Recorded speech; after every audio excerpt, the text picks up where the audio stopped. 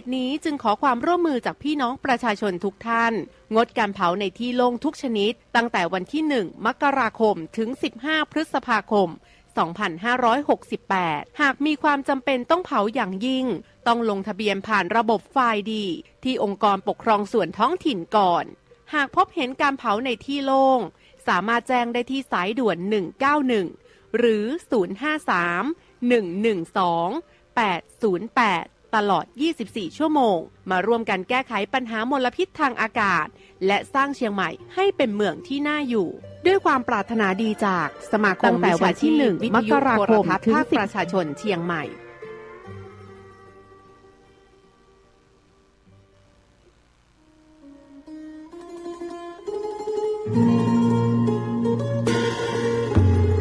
ขอเชิญร่วมงานปริวาสกรรมสืบสารงานพระศาสนาบวชเนกขมาบารมีพราหมณ์ปฏิบัติธรรมประจำปี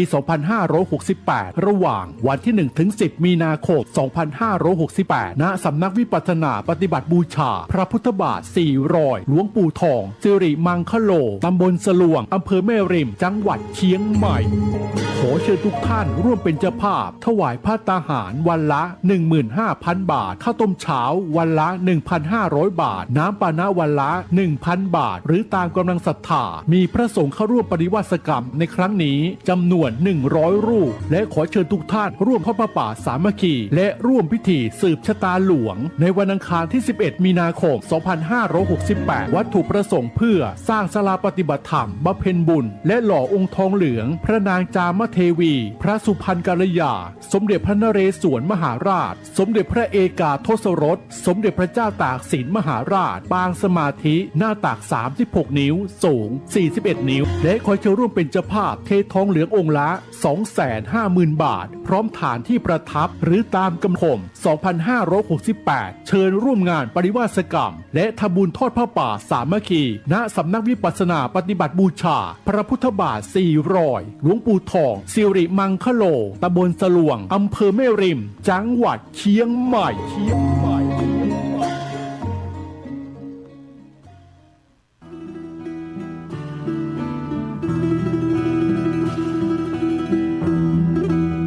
เปลวเทียนให้แสงป่าไม้แดงให้ความรู้คณะสงฆ์อำเภอชัยประการร่วมกับโรงเรียนพระปริยัติธรรมวัดป่าไม้แดงขอเชิญชวนศรัทธาสาธุชนทุกท่านนำบุตรหลานเข้าร่วมโครงการบรรพชาอุปสมบทภาคฤดูร้อนเฉลิมพระเกียรติรุ่นที่ 33 ระหว่างวันที่ 7-13 เมษายน 2568 เพื่อศึกษาพระธรรมและเป็นศาสนทายาทสืบทอดอายุพระพุทธศาสนาณวัดป่าไม้แดงตำบลหนองบัวอำเภอชัยประการจังหวัดเชียงใหม่โอกาสทางการศึกษาเรียนต่อระดับประถมศึกษาป .1 ถึงป .6 หรือมัธยมศึกษาม.1 ถึงม.6 สิทธิพิเศษสำหรับผู้เข้าร่วมบวชฟรีเรียนฟรีที่พักฟรีมีรถรับส่งฟรีมีทุนการศึกษาพร้อมเปิดประตูสู่อนาคตที่ดีร่วมสร้างคนดีสู่สังคมและรักษาแก่นพระพุทธศาสนาสนใจสมัครบวชหรือติดต่อสอบถามเพิ่มเติมได้ที่ 089-852-3498 พระครูวรสุตเขตดร.ผู้อำนวยการหรือที่โรงเรียนพระปริยัติธรรมวัดป่าไม้แดงเจ้าอาวาสทุกวัดในอำเภอชัยประการและกำนันผู้ใหญ่บ้านในอำเภอชัยประการมาร่วมปลูกฝังศีลธรรมเพื่ออนาคตของชาติเปลวเทียนให้แสงป่าไม้แดงให้โอกาสทางชีวิต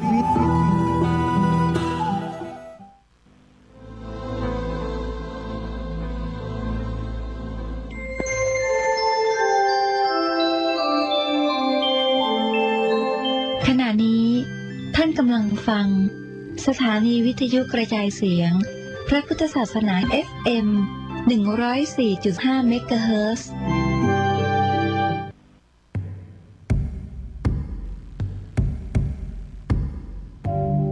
ประชาชนชาวเชียงใหม่ที่เคารพทุกท่านบัดเดี๋ยวนี้จังหวัดเชียงใหม่กำลังเผชิญกับปัญหาหมอกควันและฝุ่นละออง PM 2.5 ที่ส่งผลกระทบต่อสุขภาพของประชาชนอย่างรุนแรงสาเหตุหลักมาจากการเผาในที่โล่งด้วยเหตุนี้จึงขอความร่วมมือจากพี่น้องประชาชนทุกท่านงดการเผาในที่โล่งทุกชนิดตั้งแต่วันที่ 1 มกราคมถึง 15 พฤษภาคม 2568 หากมีความจำเป็นต้องเผาอย่างยิ่ง ต้องลงทะเบียนผ่านระบบไฟล์ดีที่องค์กรปกครองส่วนท้องถิ่นก่อนหากพบเห็นการเผาในที่โล่งสามารถแจ้งได้ที่สายด่วน191หรือ 053-112-808 ตลอด24ชั่วโมงมาร่วมกันแก้ไขปัญหามลพิษทางอากาศและสร้างเชียงใหม่ให้เป็นเมืองที่น่าอยู่ด้วยความปรารถนาดีจากสมาคมวิชาชีพวิทยุโทรทัศน์ภาคประชาชนเชียงใหม่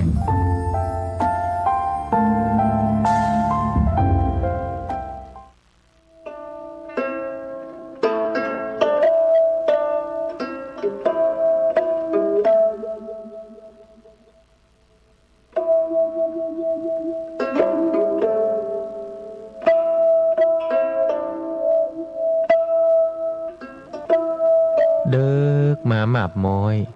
น้ำย้อยติ่นก่อนเดิกมาอ่อนจอนดาวมองมนฟ้าง่อมเงาใจไปทุกหย่อมยาวิเวกวังเวงเงียบพักมนุษย์ตั้งหลายนอนในสำนักดักเงียบปิ้งเย็นวอยลมก็บปัดสังัดหายซอยแสงเดือนมอยหลอดลายกิ่งก้าน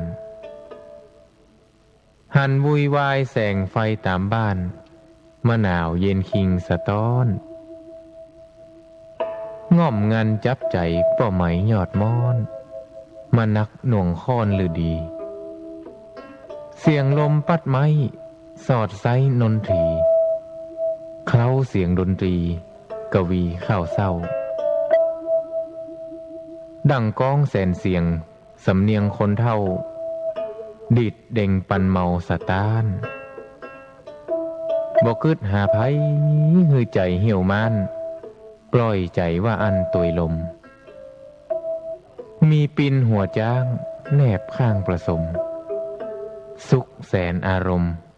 บ่ถามใครได้มีปินหัวจ้างแนบข้างประสมสุขแสนอารมณ์บ่ถามใครได้บ่ถามใครได้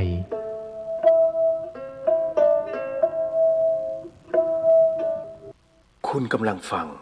สถานีวิทยุเพื่อการศึกษาพระพุทธศาสนาและวัฒนธรรม FM 104.5 เมกะเฮิรตซ์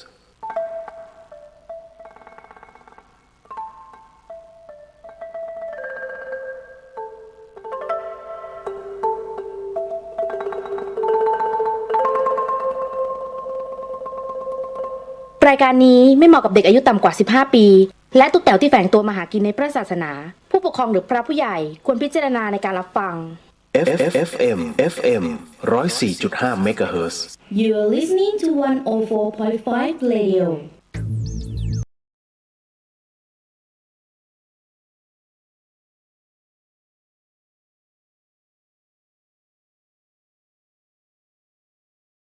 ของเดอะเฮียนทาง FM 104.50 เมกะเฮิรตซ์ถ้าคุณกำลังฟังสถานีวิทยุเพื่อการศึกษาพระพุทธศาสนาและวัฒนธรรมนะฮะรายการเดอะเฮียนก็เรียกว่าออกอากาศเป็นประจำนะฮะตั้งแต่วันจันทร์จนถึงวันศุกร์เดี๋ยวกำลังสงสัยฮะว่ามันเฟดไม่ออก เดี๋ยวนะฮะ ก็เป็นเดี๋ยวแป๊บหนึ่งนะฮะมาเข้าตรงนี้เลยแล้วกัน คือเสียงในระบบเทคนิคมันแปรปรวนเล็กน้อยฮะไม่เป็นไรคุณผู้ฟังครับก็ต้องบอกว่านี่คือในพาร์ทของธรรมะบันเทิงตั้งแต่5 ทุ่มจนถึงตี 1ก็เป็นเรื่องราวทั้งตอบคำถามธรรมะด้วยแล้วก็เป็นเรื่องของในเรื่องสัพพวิญญาณซึ่งวันนี้มีผู้ถามมาในเรื่องของวิญญาณด้วยนะฮะมันก็จะเป็นอะไรเรื่อยๆเพราะว่าก็ต้องบอกว่าถ้าจะพูดในเรื่องของจิตวิญญาณน่ะ ผมก็น่าจะเป็นคนเดียวมั้งที่จัดรายการตรงนี้แล้วมันไปผ่านประสบการณ์แบบนั้นน่ะแล้วก็เอามาเล่าสู่กันฟังว่าอีกหนึ่งเรื่องราวในอีกหนึ่งเวฟนะฮะก็คือคลื่นของคนที่ตายไปแล้วมันประมาณไหนเพราะว่าเราประสบเหตุมันด้วยตัวเองอยู่แล้วเพราะฉะนั้นเนี่ยจึงได้เปรียบ นะครับในส่วนของรายการตรงนี้มากกว่าคนอื่นใครของทุกรายการเขาดังนั้นก็ทุกคำถามก็จะมีคำตอบให้แต่ถ้าจะถามในเรื่องของนรกสวรรค์มันเป็นเรื่องของการที่จะต้องศึกษานะฮะด้วยภูมิของเราเองเนี่ยก็ต้องบอกว่ามันก็คงจะเราไม่ได้มีภูมิซึ่งขนาดโอ้โหเหาะเหินเดินอากาศหรือว่าต้องลงไปยังแดนนรกอะไรขนาดนั้นเพราะฉะนั้นเนี่ยในบางส่วนที่ผมอธิบายไปมันเกิดจากการฝึกฝนก็ในเรื่องของเรียกว่าเป็นภาคส่วนของวิชานะฮะที่พ่อแม่ครูบาอาจารย์ก็ได้สอนให้เราได้ประสบพบเจอแล้วก็รู้จักในการนั่งรู้จักในการทำสมาธิทั้งหมดทั้งมวลนี้ฮะก็จะเอามาตอบในรายการนะฮะบางคำถามที่หลายๆท่านอาจจะหาคำตอบไม่เจอนะครับก็เลยจะจัดมาตรงนี้ให้วันนี้ก็เช่นเดิมฮะก็ในช่วงของตรงนี้เดี๋ยว จะบอกว่าเราก็จะมีการนั่งกรรมฐานด้วยแล้วหลังจากนั้นก็จะมาเข้าสู่ในเรื่องของการตอบคำถามนิดนึงนะครับก็ขอประชาสัมพันธ์ก่อนละกันนะฮะกับโครงการอิ่มบุญอุ่นกายน้องครั้งที่18นะฮะคือมันจัดมา18ปีเต็มๆก็ปีนี้ไปที่บ้านโรงเรียนบ้านขุนสาในนะฮะก็อยู่ที่ อยู่ที่บ้านโป่งสานะตำบลโป่งสาอำเภอปายจังหวัดแม่ฮ่องสอนนะซึ่งอยู่บนดอยนะครับในการนี้เนี่ยก็ต้องขอบพระคุณท่านผู้ใหญ่ใจดีหลายๆท่านนะครับที่ร่วมกันนะฮะไม่ว่าจะเป็นในส่วนของการบริจาคทีวีนะฮะ55 นิ้วคุณผู้ฟังทางบ้านอาจจะได้ยินโอ้โห55 นิ้วเดี๋ยวก่อนนะฮะคือโรงเรียนเนี่ย เขามีวิชาในการเรียนเนี่ยเป็นการเรียนทางไกลนะครับเป็นระบบดาวเทียมซึ่งคุณภาพในการสอนเนี่ยนะฮะถ้าจะเอาวิชาต่างๆที่คุณครูทั้งหมดทั้งมวลมาสอนเนี่ยมันก็จะไม่เหมือนกันเพราะฉะนั้นความรู้ของคุณครูแต่ละที่แต่ละพื้นที่เนี่ยถามว่าเท่ากันไหม1 คนสอน5 วิชาอย่างเงี้ยหรือทั้งโรงเรียนเนี่ยสอนด้วยครูคนเดียวมันก็มีเพราะฉะนั้นเนี่ยเพื่อให้ความรู้ที่มันมีเป็นแบบแผนเดียวกันก็จะมีระบบส่งเสริมในเรื่องของการเรียนผ่านดาวเทียมนะฮะแต่ที่เนี่ยทีวีของเขาพังมาตั้งนานแล้วเพราะฉะนั้นในเรื่องของชั่วโมงวิทยาศาสตร์อย่างเงี้ยซึ่งอุปกรณ์วิทยาศาสตร์บนดอยเนี่ยท่านคิดว่ามันมีครบไหมฮะในเรื่องของการทดลองไอ้นั่นไอ้นี่เมื่อมันไม่มีอุปกรณ์ทั้งหมดทั้งมวลจึงใช้วิธีการเรียนจากต้นทางก็คือต้นทางนะเป็นครูสอนและทำการทดลองให้และไอ้ภาพเนี้ยมันก็จะกระจายไปยังโรงเรียนตามดอยต่างๆเพราะฉะนั้นความรู้ทั้งหมดเนี่ยมันจึงเท่ากันนะฮะแต่เนื่องจากว่าของโป่งสาเนี่ยที่บ้านขุนสาในเนี่ยทีวีเครื่องนี้มันเป็นเครื่องที่ได้รับบริจาคมานานแล้วก็ถึงกาลเวลาในการอวสานคุณผู้ฟังฮะจอย LCD เนี่ยมันมีวันหมดอายุของมัน เพราะฉะนั้นภาพมันจึงไม่มีเป็นเส้น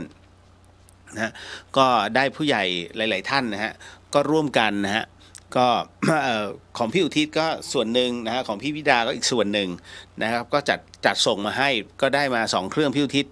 มี34 นิ้ว1 เครื่องเป็น3 เครื่องเพราะฉะนั้นเนี่ยในเรื่องของการเรียนการสอนเนี่ยครบถ้วนแล้วอันนี้ไม่ต้องการเพิ่มเติมเลยฮะเพราะก็อยู่แล้วในเรื่องของคอมพิวเตอร์นั้นนะฮะเนื่องจากว่าการทำงานของคุณครูจะต้องส่งเขาเรียกว่าส่งในเรื่องแบบรูปแบบการสอนเนี่ยเข้าส่วนกลางหรือว่าผลของการสอนผลของการเรียนของเด็กๆเนี่ยเข้าส่วนกลางมันจำเป็นต้องใช้คอมพิวเตอร์ฮะถ้าท่านที่เป็นคอมพิวเตอร์อยู่จะรู้ว่า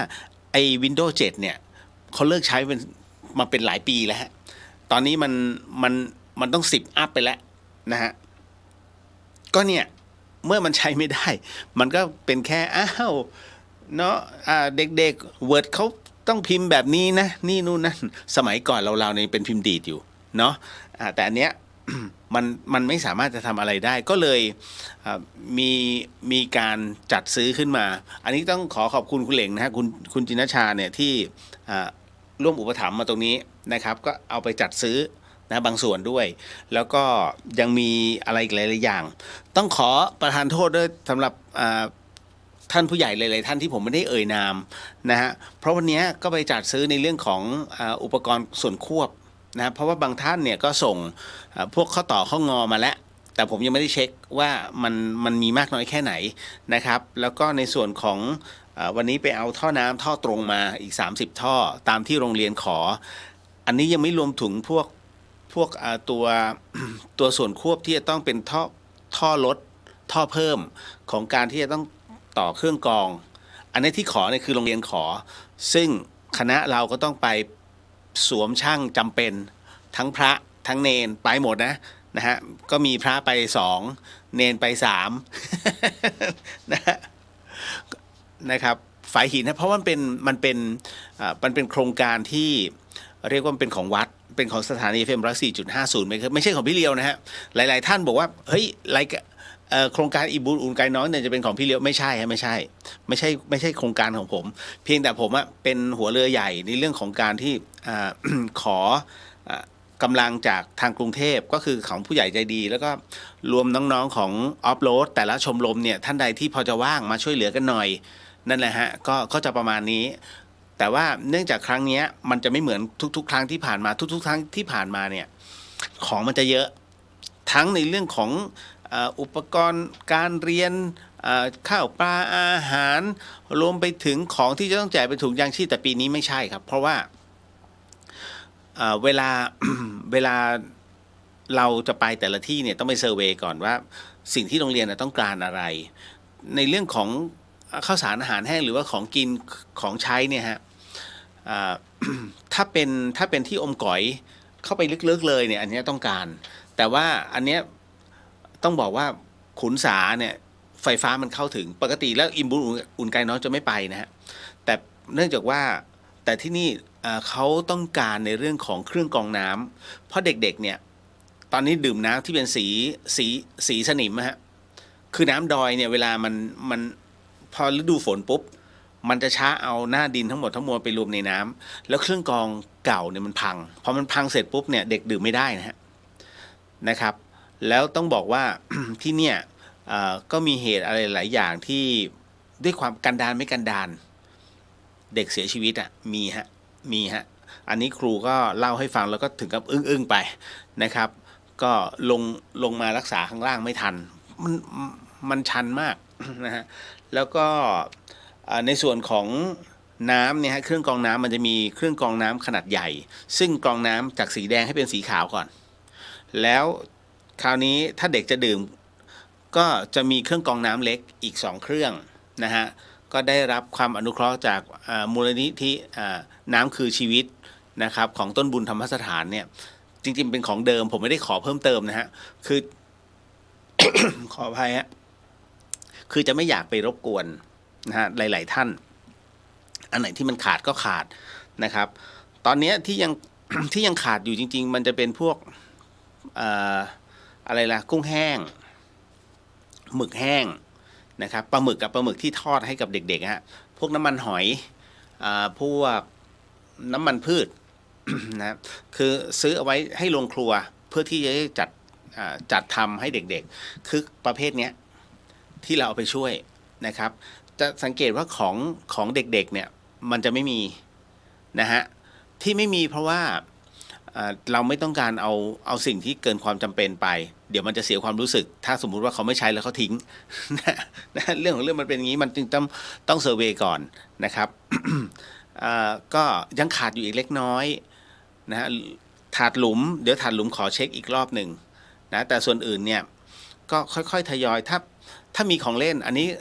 ถ้าท่านใดที่อยากจะร่วมบริจาคของเล่นขอไม่เอาเป็นขยะทิ้งนะไม่เอาคือถ้าลูกท่านเล่นไม่ได้เนี่ยเด็กคนอื่นก็เล่นไม่ได้คือพี่เลียวเนี่ยเคยเจอนะฮะทางกรุงเทพจะส่งมาอันนี้ไม่ใช่ทุกกรณีนะฮะมันจะมีที่แบบว่าหาที่ทิ้งคือทุกคนเห็นแล้วอึ้งมากฮะเหมือนส่งถุงขยะมาเลยไม่มีอันไหนใช้ได้เลยฮะจะเอาเลโก้มาเลโก้แตกแล้วรู้จักเลโก้ใช่ไหมไอ้ที่มันเป็นตัวต่อๆนะฮะอันนั้นบอกเอาไปให้เด็กๆเลยพี่โอ้ได้เลยได้จัดการเพราะเอามาแตกหมดเลยครับแล้วมันจะใช้ยังไง นะฮะเอาอะไรนะกล่องดินสอสีพร้อมกล่องมาให้นะฮะแล้วบางอันมันใช้ไม่ได้แล้วเอาเรียกว่านะก็ขอความเมตตาแล้วกันครับ ถ้ายังไงก็ตามถ้าทำบุญอย่าหาที่ทิ้งขยะ เอาที่มันยังใช้ได้นะครับอย่างน้อยให้เขาชื่นชมสัก2-3 รอบแล้วพังยังคอทน นะฮะ แล้วก็มีหลายท่านถามกันเข้ามาว่าแล้วเสื้อผ้าเก่าๆไม่เอาหรือตอบเลยฮะไม่เอาเพราะว่าเนื่องจากว่าเขาเป็นต้องบอกเป็นชาติพันธุ์น่ะเขามีวัฒนธรรมเขามีประเพณีของเขาระบบเก่าๆที่เราเคยรับรู้มาลืมได้เลยฮะไม่มีฮะมันจะกลับมาใช้เหมือนเมื่อก่อนไม่ได้แล้ววิวัฒนาการมันทั่วถึงแล้วฮะเพราะฉะนั้นเนี่ยชาติพันธุ์เขาก็จะมีชุดของเขาเป็นที่เรียบร้อยไม่ต้องเอาชุดของเราไปคือบางทีมันก็ปวดใจเล็กน้อยนะฮะการเอาจีสติงไปบริจาคให้ชาวเขาแล้วก็เอารองเท้าส้นสูงเอาไปให้คนบนดอยนะฮะพอใส่ปุ๊บก็ตกดอยตายเลย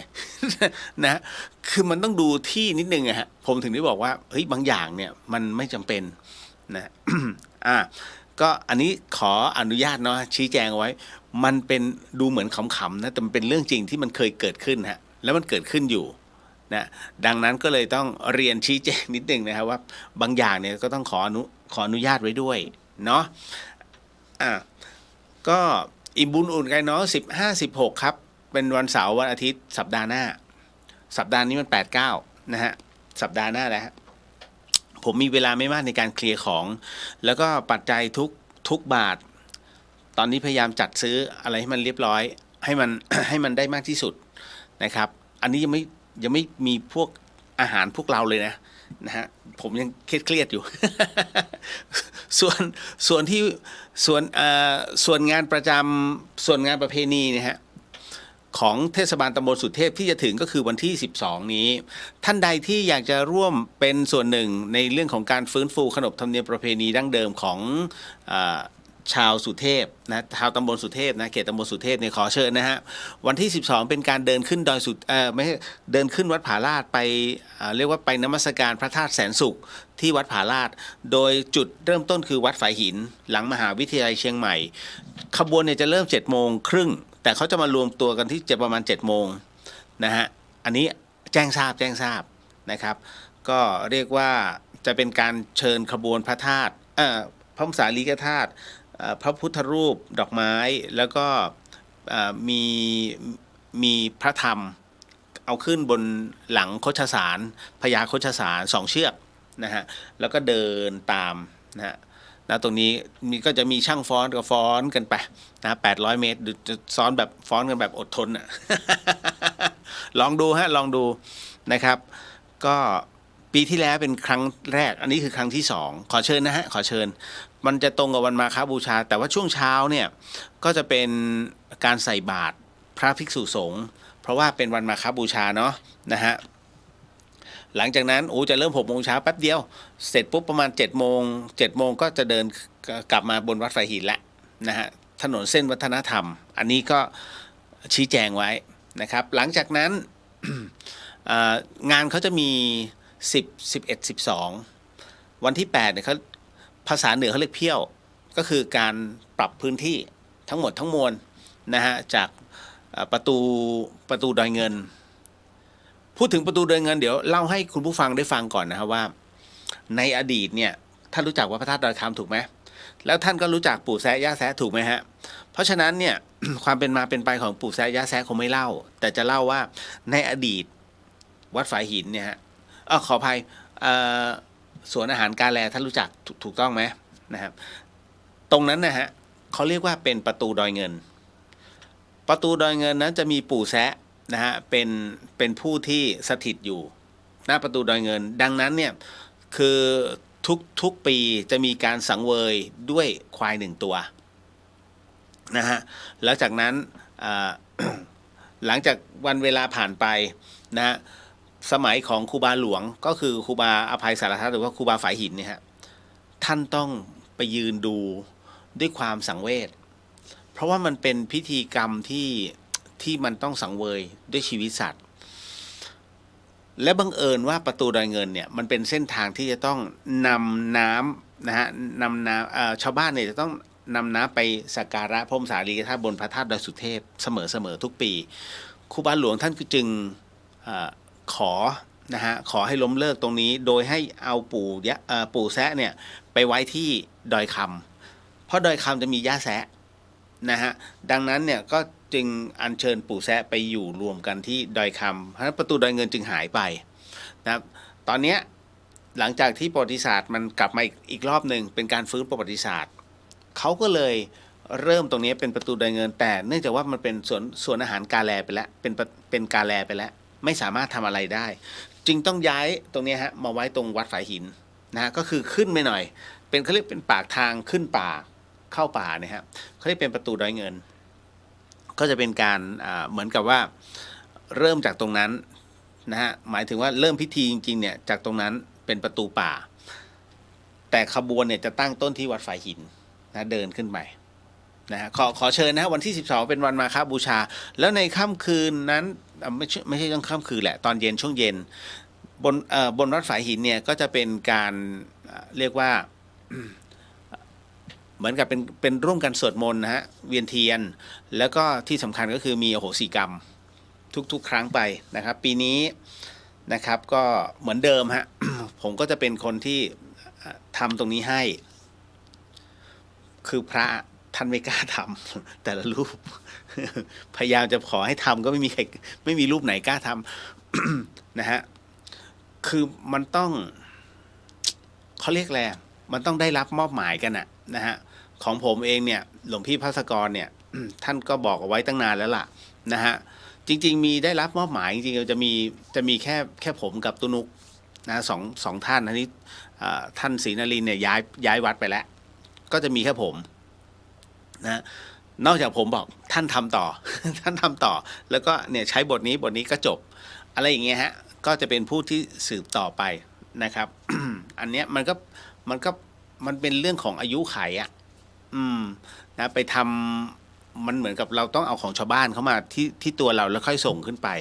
มันก็จะมีวิธีการอะไรแบบนี้นะอันนี้ก็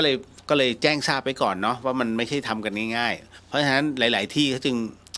เหมือนจะทำแต่ว่ามันทำไม่สุดนั่นแหละฮะ เพราะฉะนั้นในวันที่8ขออภัยวันที่12ฮะช่วงเวลาประมาณ18 นาฬิกาเป็นต้นไปก็จะเริ่มสวดมนต์แล้วหลังจากนั้นก็จะเป็นการปิดท้ายด้วยอโหสิกรรมแล้วก็เวียนเทียนนะฮะแล้วต่อจากนั้นก็เป็นการรับของที่ระลึกยังไม่รู้เลยว่าจะเอาอะไรผมก็ไปมองลูกแก้วครูบาดวงดีจะเอาให้ดีไหมมันก็มีจำกัดเนาะผมแจกไปเยอะมากเลยนะฮะแล้วรุ่นที่2เนี่ยคือรุ่นที่2มันก็มีประวัตินี่แหละนะฮะ ไอ้ที่อะไรนะขึ้นไปเปลี่ยนขึ้นไปเช็ดกระจกมั้งหรือไปเช็ดป้ายไปเช็ดป้ายแล้วบันไดที่เขาพาดเอาไว้มันพับพอพับแล้วเขาหงายแล้วตัวเขาไปทับกระถางแล้วกระถางมันแตกอยู่แล้วเป็นคุณคิดว่าเป็นไงแต่เนี้ยพอเสร็จปุ๊บแล้วเขาลูกเมียออกมาเนี่ยนึกว่าไปแล้วนะเพราะกระถางมันบินอยู่แล้วไงฮะปรากฏว่าพอพลิกตัวดูจุกอย่างเดียวฮะแต่กระถางเนี่ยแตกเลยคันนี้แตกเลยฮะจากที่มันเคยเป็นแบบปากฉลามอยู่แล้วและตัวไม่เป็นอะไรมากเขาแค่จุกธรรมดานะก็มันก็มีประวัติแบบเนี้ยเล็กๆน้อยๆนะเดี๋ยวผมไปดูก่อนมันเหลือกี่ลูก กำลังคิดอยู่ฮะว่าจะเอาอะไรแจกดีนะฮะก็ไม่รับปากนะฮะเพราะว่าพอมันน้อยเนี่ยมันต้องจับฉลากแค่นั้นแต่พยายามจะหาทางออกที่ดีที่สุดเพราะจริงๆมันมีพระกุพอสมควรนะเดี๋ยวขอว่ากันอีกวันที่12ก็ตรงกับวันพุธหน้านะวันพุธหน้าจากนี้ไปอีก8วันนะครับแล้วเดี๋ยวเหลืออะไรอีกฟ้องคุณผู้ฟังเขาหน่อยเดี๋ยววันนี้ผมจะมีบทความนะครับเป็นของคุณหมอ2ท่านที่ออกมาเขียนไว้ดีมากนะฮะคือให้ยกตัวอย่างไหมคือผมเห็นแล้วเฮ้ยถ้าอ่านให้ฟังโดยที่มีที่มาที่ไปผมคงไม่เป็นอะไรมั้ง ใช้คำว่าไม่เป็นอะไรมั้งเพราะว่ามันจะไปหมิ่นเหม่คุณหมอหรือเปล่าเพราะ2คุณหมอเนี่ยเขียนเอาไว้นะฮะแล้วก็คือในแพทย์วัชราทรัพย์สุวรรณขออนุญาตเอ่ยชื่อนะครับขออนุญาตเอ่ยชื่อเพราะผมมองแล้วเฮ้ยมันเป็นเรื่องที่ดีฮะนะฮะ ของคุณหมอวัชรานะฮะแล้วก็อีกท่านหนึ่งเนี่ยท่านคุณหมอบวรจันทโภคาไพบูลย์นะฮะก็สองท่านเนี่ยเขียนเอาไว้นะอย่างยกตัวอย่างไหมไม่แรงไปนะคุณหมอเขียนนี้ว่าหมอกับโจรเหมือนกันตรงปล้นเงินผมอ่านปุ๊บผมตกใจมากเฮ้ยจริงเหรอแล้วก็เลยอ่านไปหมอกับโจรเหมือนกันตรงปล้นเงินโจรส่วนมากจะออกมาปล้นตอนกลางคืนหมอสามารถปล้นเงินเราได้ทุกวันเวลาโอ้โหพออ่านนี้เฮ้ยคุณหมอเขียนเอาไว้แบบให้เราคิดและพิจารณาว่ามันจริงหรือเปล่าการเขียนแบบนี้เพื่ออะไรคุณหมอมีวัตถุประสงค์ก็คือว่าให้เราดูแลสุขภาพให้เราดูแลสุขภาพเพราะฉะนั้นจริงๆถามว่าหมอปล้นเงินจริงว่าไม่ใช่หรอกครับมันเป็นการรักษาโดยมีหยูกยามีการมีทั้งหมดทั้งมวลของโรงพยาบาลนั่นแหละเพียงแต่ว่าท่านพูดรวมๆและรวบว่าเป็นแบบนี้เดี๋ยวต้องอธิบายให้ฟังก่อนเนาะก็เนี่ยอย่างเงี้ยฮะพอได้เกริ่นคร่าวๆแล้วนะมันก็เล้าใจแต่ที่เรื่องที่จะฟ้องคุณผู้ฟังก็คือว่ากรณีของคือที่วัดฝ่ายหินเนี่ยหลายๆท่านที่ขึ้นมานะฮะก็จะเห็นมีพระพรหมใหญ่มากมีช้างเอราวัณมีช้างมีพระอินทร์ทรงช้างเอราวัณใหญ่มากใหญ่แบบน่ากลัวแล้วก็พระพิฆเนศนะฮะซึ่งเป็นไม้ซึ่งเจ้าของเขาเนี่ยเขาบอกจะขนไปหลายปีแล้วก็ไม่มาขนทันทีจนกระทั่งพระพรหมมันหลุดทีละชิ้นนะฮะพลังไม่มีนะฮะเดี๋ยวต้องบอกก่อน เหมือนกับไม้ทาสีมาตั้งแค่นั้นแหละพูดง่ายๆนะฮะ ทั้งหมดทั้งมวลเนี่ยมันก็เลยทำให้ตอนนี้เขาค่อยๆขยับทีละนิดแล้วบังเอิญว่ามันก็มีรถบัสคันหนึ่งซึ่งเขาเอามาจอดทิ้งเอาไว้บนวัดไฟหินนานแล้วนะฮะและไม่ทำประโยชน์แล้ววางเกะกะจนกระทั่งวันหนึ่งเมื่อปีที่แล้วตอนที่พี่เลียวบวชเป็นพระเนี่ยก็เลยมองว่ามันควรจะทำประโยชน์เพราะฉะนั้นเนี่ยงั้นก็ขอเป็นการก็คือเดี๋ยวจะขอซื้อเขาแล้วกันทำกุฏิทำเป็นที่นั่งสนทนาธรรมของพระสงฆ์นะฮะก็เลยให้ตู้ลุงนั้นบอกเจ้าของเอาไว้นะฮะว่าจะเป็นอย่างนี้ท่านให้ใช้ได้นะครับแล้วสุดท้ายเนี่ยหลวงพี่โยก็คือผมก็จัดทำตรงนี้ให้เป็นกุฏิของหลวงพี่โยก็ปรากฏว่าท่านอยู่มา1 พรรษาแล้วเข้าพรรษาที่2แล้ว2 พรรษาแล้วฮะพอเข้าพรรษานี้เป็นพรรษาที่3เนี่ยก็ต้องบอกว่าเขาก็จะมาเอาไปคราวนี้พอเอาไปเสร็จปุ๊บเดือดร้อนแล้วพระไม่มีที่อยู่ก็ขอซื้อก็ไม่ให้นะฮะและที่สำคัญคือเขาไม่ได้ถือพุทธเขาถือฮินดูเพราะฉะนั้นเนี่ยก็เลยไม่เป็นไรตอนนี้มีเวลาอยู่ไม่เท่าไหร่ฮะจะต้องปลูกกุฏิให้ท่าน นะฮะก็เลยคุยกับพระอาจารย์ไว้ว่างั้นเดี๋ยวจะทำกุฏินะฮะให้เร็วที่สุดนะครับอันนี้แจ้งไว้ก่อนนะเพราะว่ามันเป็นความเดือดร้อนของพระสงฆ์ นะก็อันนี้อันนึงแล้วก็อีกอันนึงก็คือว่าอย่างวันนี้ฮะวันนี้เราก็มีการนำเอาปัจจัยที่คุณผู้ฟังหลายๆท่านเนี่ยร่วมกันนะฮะร่วมกันตอนที่ผมบอกบุญว่าไอ้ท่อน้ำบนดอยมันระเบิดมันแตกนะฮะเราก็ไปซื้อมาเปลี่ยนแต่คราวนี้ต้องบอกว่าปัจจัยมันเหลือตอนแรกก็จะถวายพระอาจารย์แต่ด้วยนะตอนเนี้ยอย่างวันนี้ฮะมันมีเหตุจำเป็นที่จะต้องซื้ออะไรหลายๆอย่างที่เป็นอุปกรณ์ในเรื่องของการปรับปรุงวัดก็เลยซื้อมีคนเขาอยากได้ห้องน้ำนักท่องเที่ยวต้องบอกว่าวัดฝ่ายหินเนี่ยเป็นเส้นทางเดินเทรลแต่เราไม่มีห้องน้ำบริการให้นักท่องเที่ยวแล้วเขาก็ต้องมาเบียดเบียนห้องน้ำพระสงฆ์เลยต้องหยุดใช้ห้องน้ำมานั้นนะฮะก็เลยมองว่าถ้างั้นพระท่านอาจารย์พระครูสมุวิศวรกิจโจเนี่ยท่านก็เลยบอกถ้างั้นก็สร้างห้องน้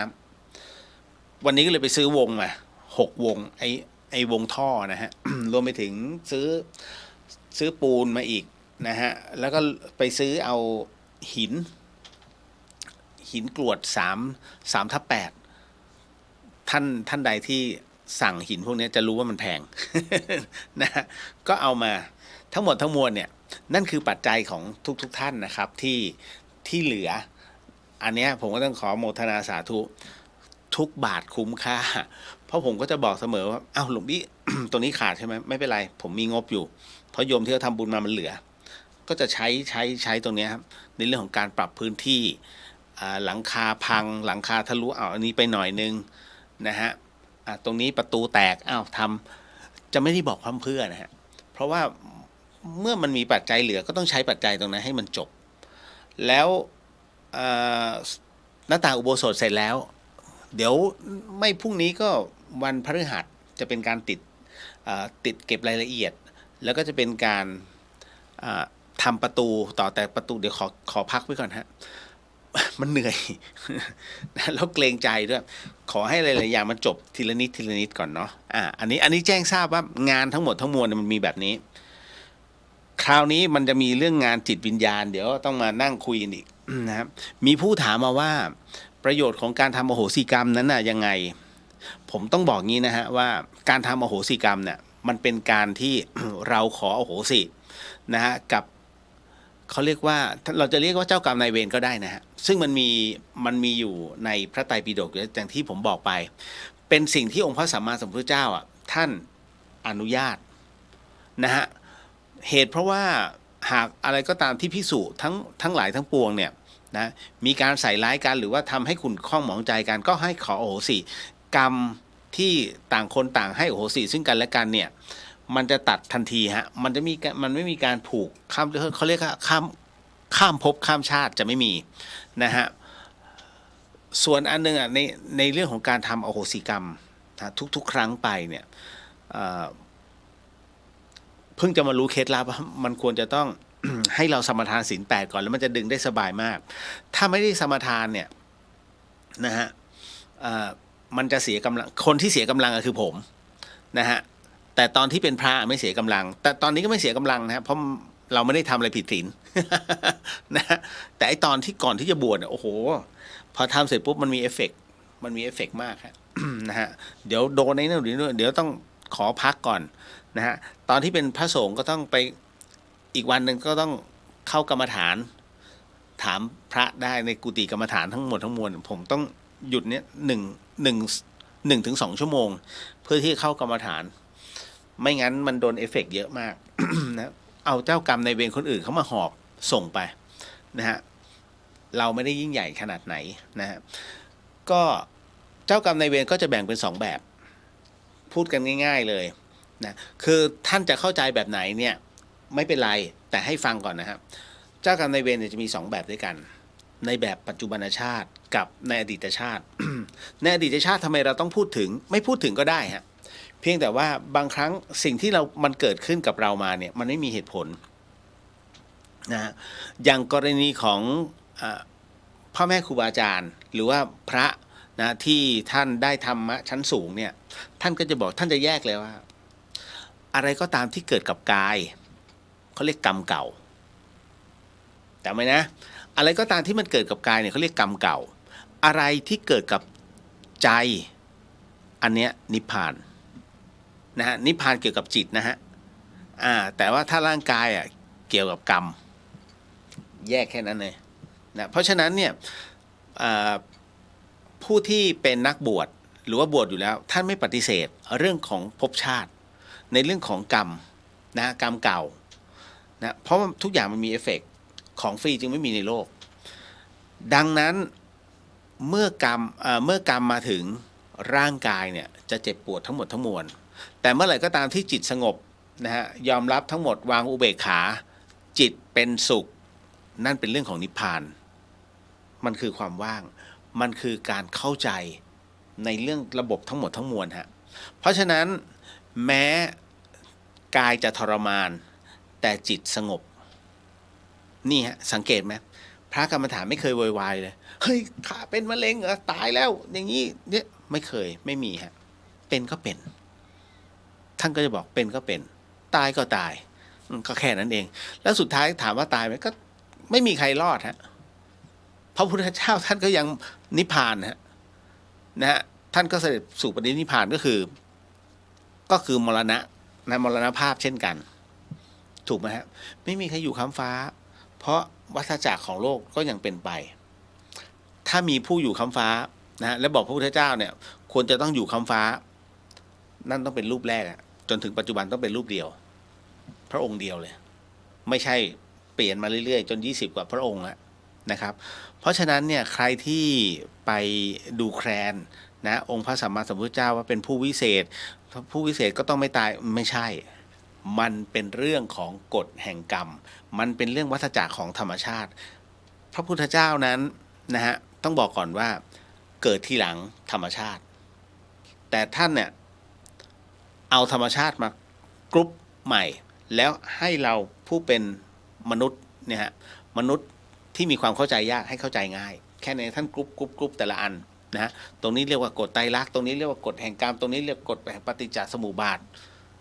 นั่นแหละฮะท่านจะวางไว้เป็นที่เรียบร้อยให้เราเข้าใจง่ายๆแค่นั้นเลยเนาะส่วนเจ้ากรรมนายเวรเนี่ยในอดีตชาติหมายถึงอะไรอย่างเช่นเนี่ยอย่างสมมุติว่าเรากับเขาสู้กันนะแล้วฝ่ายใดฝ่ายหนึ่งเพียงพล้ำตายก่อนหรือตายทั้งคู่แต่ไม่ได้ขออโหสิกันมันจะเป็นการจองล้างจองผ่านซึ่งกันและกันถูกไหมแต่คราวนี้คนแต่ละคนบุญกรรมไม่เท่ากันไอเนี่ยนะฮะ สู้เพราะปกป้องตัวเองทั้งที่ตัวเองเนี่ยนะทำความดีมาทั้งชีวิตส่วนอีกคนนึงเนี่ยเขาเรียกชั่วบริสุทธิ์ชั่วมาแต่ใดมันก็สู้กันคราวนี้ไอคนที่กรรมน้อยที่สุดก็คือไอคนที่ทำดีมาตลอดแต่ต้องมาสู้เพราะปกป้องตัวเองไอเนี่ยมันแค่ใช้กรรมเล็กน้อยมันไปเกิด แต่ไอคนที่ชั่วบริสุทธิ์เนี่ยมันยังอยู่เรื่อยๆเพราะฉะนั้นมันทำใช่ไหมเดี๋ยวเหอะแต่จริงๆแล้วเจ้ากรรมในเวรจริงๆมันคือตัวเราเจ้ากรรมในเวรจริงๆคือตัวเราแล้วอะไรล่ะนะฮะคือตัวเจ้ากรรมเนี่ยจิตฮะเราเคยฆ่าไก่แบบนี้ใช่ไหมเกิดมาชาติภพหนึ่งโอ๊ยทำไมแขนหักแขนดอกหรือแขนรีบเพราะบุพกรรมอันเก่าที่เคยส่งผลจริงๆมันคือตัวเราไม่ใช่ตัวใครเลยแต่เจ้ากรรมนายเวรในชาติปัจจุบันนะฮะโดยแท้จริงใครก็ตามที่เกี่ยวข้องกับเราและทำให้ตัวเรานั้นเรียกว่าคิดมากนอนไม่หลับฟูมฟายเมื่อผิดใจหรือทะเลาะกันนั่นแหละฮะคนทุกคนที่มีผลกับใจเราคือเจ้ากรรมนายเวรทั้งหมดเห็นไหมเพราะฉะนั้นเจ้ากรรมนายเวรของเราจริงๆแล้วไม่ใช่ใครอื่นเลยฮะคือจิตของเรานั่นแหละนะจิตที่เคยทำกรรมเอาไว้ในชาติภพที่แล้วกับจิตของเราที่ทำกรรมไว้ในชาตินี้จึงแยกกันเพราะฉะนั้นการทำอโหสิกรรมก็คือเป็นการเคลียร์ผลต่างๆที่มันเกิดขึ้นกับใจเรา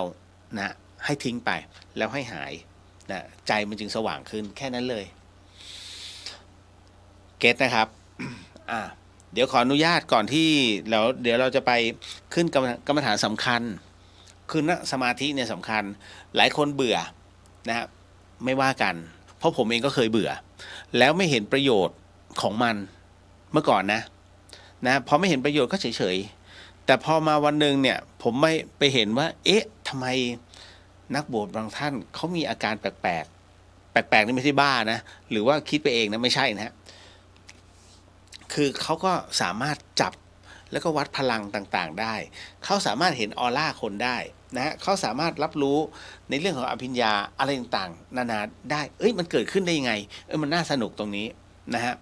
ดังนั้นเนี่ยก็เลยทำให้เราอยากรู้อยากศึกษาก็ขี้เกียจอีกเอาจริงก็ขี้เกียจผมเป็นคนขี้เกียจนะฮะแล้วก็จนถูกจับว่ามาตรงเนี้ยพอเห็นแล้วแหมมันจะจริงเหรอวะลองดูซะหน่อยนะฮะถูกจับมานั่งเสร็จปุ๊บเท่านั้นแหละฮะ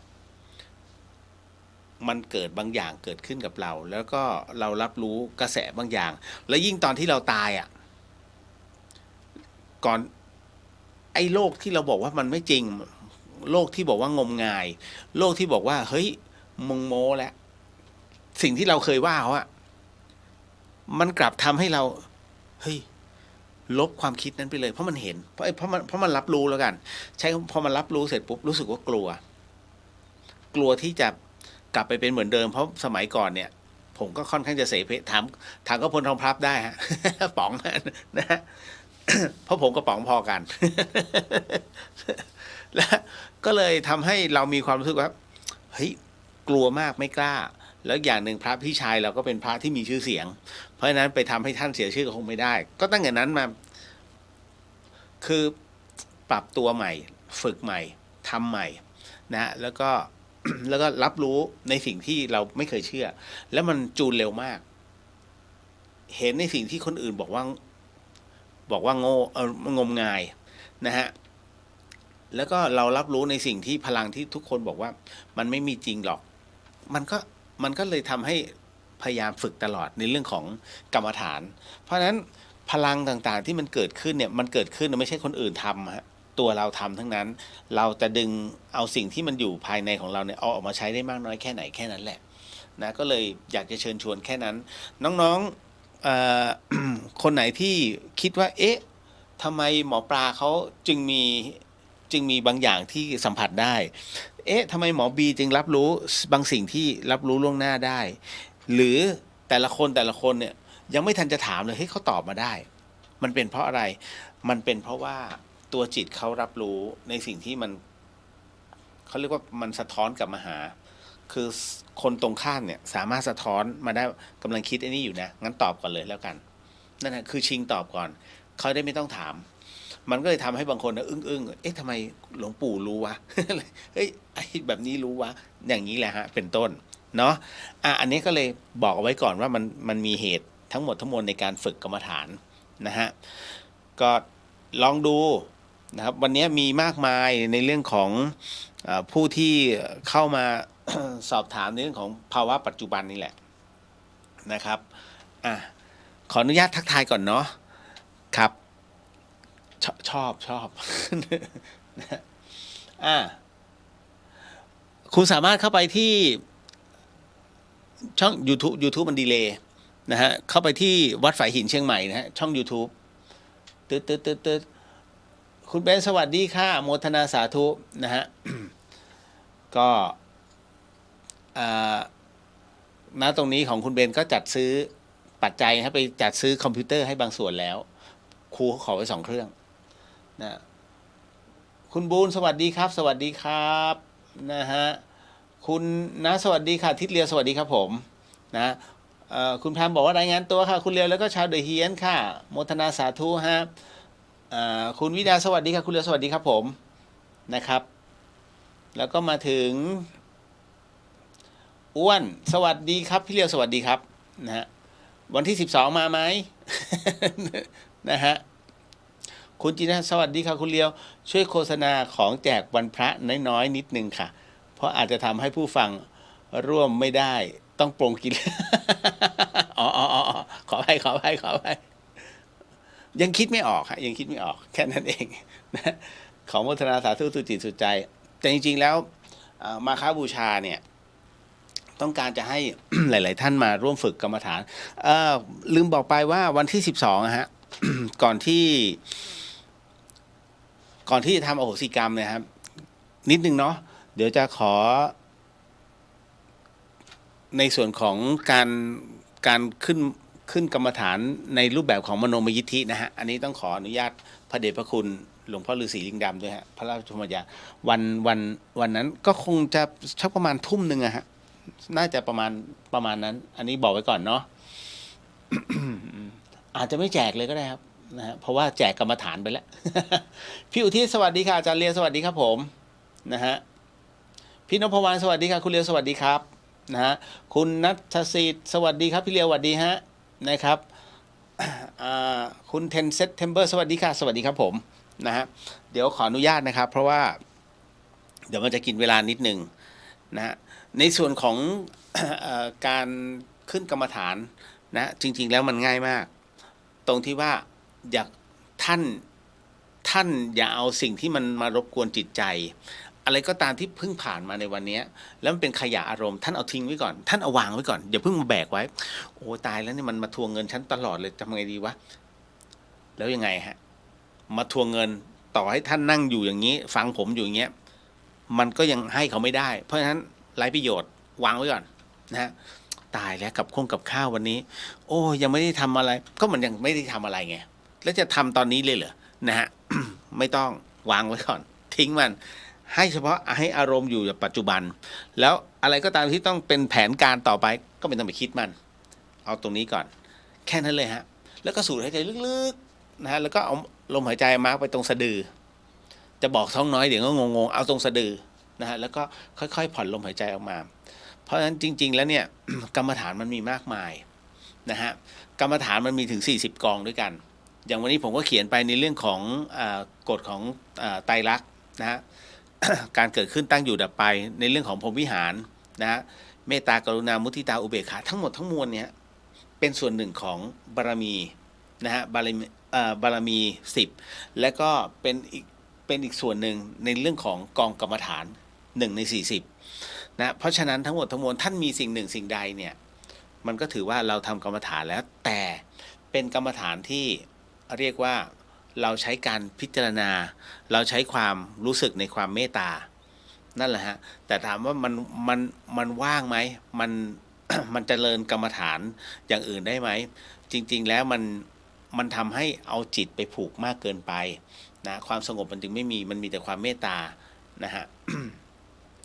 คราวนี้ถึงได้บอกว่าลองดูว่าเรามานั่งกันแบบนี้นะฮะเดี๋ยวขออนุญาตนะครับขออนุญาต ท่านใดที่ว่าตามได้เดี๋ยวผมก็จะบอกว่าเดี๋ยวตอนนี้เรามาสมาทานศีลด้วยกันนะแต่ว่าท่านใดก็ตามเดี๋ยวขออนุญาตให้น้อมจิตตามผมแล้วกันนะฮะขออนุญาตเป็นผู้นำก่อน นะสาธุสาธุสาธุ นะโมตัสสะภะคะวะโตอะระหะโตสัมมาสัมพุทธัสสะนะโมตัสสะภะคะวะโตอะระหะโตสัมมาสัมพุทธัสสะนะโมตัสสะภะคะวะโตอะระหะโตสัมมาสัมพุทธัสสะปุริมันจติสังราชาทัตตระโทปัสสสติคัตถพานังอธิปติมหาราชายสัสสิโสปุตตปิตัสสะภะคะโวธัมมานามหาพลายทิมันโตชุติมันโตวันวันโตยสัตถิโนโมธัมมานาทังสุทาคินันจติอสังราชาวิรุโหตาปัสสสติหุมภาทานังอธิปติมหาราชาจะสัสสิโสปุตตปิตัสสะภะคะโวธัมมานามหาพลายทิมันโตชุติมันโตวันวันโตยสัตถิโนโมธัมมานาทังสุปาจิมันจติอสังราชาวิรุปโคปัสสสตินาคานังอธิปติมหาราชาจะสัสสิโสปุตตปิตัสสะภะคะโวธัมมานามหาพลายทิมันโตชุติมันโตวันวันโตยสัตถิโนโมธัมมานาทังสุอุตรัญจติอสังราชากุเวโลกตาปัสสสสติยาคานังอธิปติมหาราชาจะสัสสิโสปุตตปิตัสสะภะคะโวธัมมานามหาพลายทิมันโตชุติมันโตวันวันโตยสัตถิโนโมธัมมานาทังสุปุริมาทิสังทัตตระโททักขิเนนาวิรุหโกปาชิเมนาวิรุปโคกุเวโรตรังทิสังจตารโรเตมหาราชาสมันตาจตุโรทิสาทัทัลลมานาทังสุสักเคกาเมจรูเปคิริสักสีครตเตจันตริเควิมาเนทีเปรเทจคาเมตรุวนาคาเนเคหาวัตุมหิเคเตภุมมาจยันตุเทวาชลทรวิสเมยคคันทัพนาคาติทันตาสันติเกยังมุนิวรวจนังสาทโวเมสุนันตุธรรมสวนกาโรอยัมพัทันตาธรรมสวนกาโรอยัมพัทันตาธรรมสวนกาโรอยัมพัทันตาต่อไปนะครับขอให้ท่านว่าตามในเรื่องของข้อศีลศีล5นะครับ พุทโธธัมโมสังโฆศีลข้อ1ไม่ฆ่าสัตว์ศีลข้อ2ไม่ลักทรัพย์ศีลข้อ3ไม่ประพฤติผิดในกามศีลข้อ4ไม่พูดเท็จศีลข้อ5ไม่ดื่มสุราและของมึนเมาบัดนี้ข้าพเจ้าตั้งใจรักษาศีลแล้ว บัดนี้ข้าพเจ้าคือผู้มีศีลข้าพเจ้าผู้มีศีลละอายต่อการทำความชั่วกลัวต่อผลของบาปกรรมข้าพเจ้าผู้มีศีลมีหิริโอตปะมีกายเป็นมนุษย์มีใจเป็นเทวดาเป็นมนุษย์เทโวผู้เข้าถึงความเป็นสหายกับเหล่าเทวดาทั้งหลายณบัดนี้ข้าพเจ้าทั้งหลายขออดโทษลดกรรมที่ข้าพเจ้าประมาทพลาดพลั้งในช่วงวันนี้ลงในฉับพลันและขอให้กรรมดีที่ข้าพเจ้าหรือเหล่ากัลยาณมิตรได้ทำไว้นั้นขอจงมาแทรกส่งผลบุญนี้ให้ข้าพเจ้าได้มีความสุขและประสบผลสำเร็จตลอดไปเทินสาธุเอาละต่อไปก็เรามาขึ้นบทกรรมฐานกันนะครับเอาว่าตามเนอหรือน้อมจิตตามอิมังวิปัสสนากรรมฐานังปูเชมิทุติยัมปิอิมังวิปัสสนากรรมฐานังปูเชมิตติยัมปิอิมังวิปัสสนากรรมฐานังปูเชมิเอาละครับต่อไปก็เป็นส่วนของการที่เราจะมาเข้าสู่ในเรื่องของการขึ้นกรรมฐานกันเนาะเพราะฉะนั้น เราจะมานั่งกันแล้วอย่างที่ว่าไว้ว่าอะไรก็ตามที่มันมีเหตุให้จะต้องคิดไม่ต้องคิดนะฮะทิ้งไปแล้วก็วางไว้เดี๋ยว ถ้าพร้อมแล้วนะครับเอามือขวาทับมือซ้ายนะลงไปถนัดแบบไหนนะฮะเราท่านเรานั่งกันทุกวันอยู่แล้วก็คงไม่ต้องบอกเนาะนะถนัดแบบไหนให้ทำแบบนั้นไปนะครับเนื่องจากว่าตรงนี้เป็นรายการวิทยุไม่สามารถจะปล่อยให้เดทแอร์ได้ก็เลยขอน้อมนำเอาเรื่องราวของพ่อแม่ครูบาอาจารย์นั้นนะฮะเอามาเล่าสู่กันฟังนะฮะหนึ่งในนั้นก็จะมี2พระอริยะบุคคลนะรูปแรกก็คือหลวงปู่ขาวอนาราโยรูปที่2ก็เป็นหลวงพ่อชานะแต่ขอเอาเรื่องราวของหลวงพ่อชาขึ้นมาก่อนแล้วกันเนาะนะเพราะฉะนั้นก็เข้ามาในส่วนของการเข้าสมาธินะฮะ อ้าวหลับตาลงหายใจลึกๆสูดหายใจเข้ามาร์คลมหายใจไว้ที่สะดือหรือท้องน้อยแล้วก็ผ่อนหายใจออกยาวๆเอาสติตามนะฮะเอาสติตามลมหายใจอย่าให้หลุดไปไหนเนาะนะ เมื่อมันมาครั้งแรกแล้วเนี่ยมันจะไม่ออกไปไหนแล้วแม้จะมีเสียงวอกแวกอยู่ข้างๆจิตเราก็จะไปตามเสียงนั้นแต่มันก็จะกลับมาเพราะว่าเรามีสภาวะอารมณ์ในการห่อตัวจิตเอาไว้ให้เรียบร้อยแล้วนะฮะเอาละครับเข้าสู่กรรมฐาน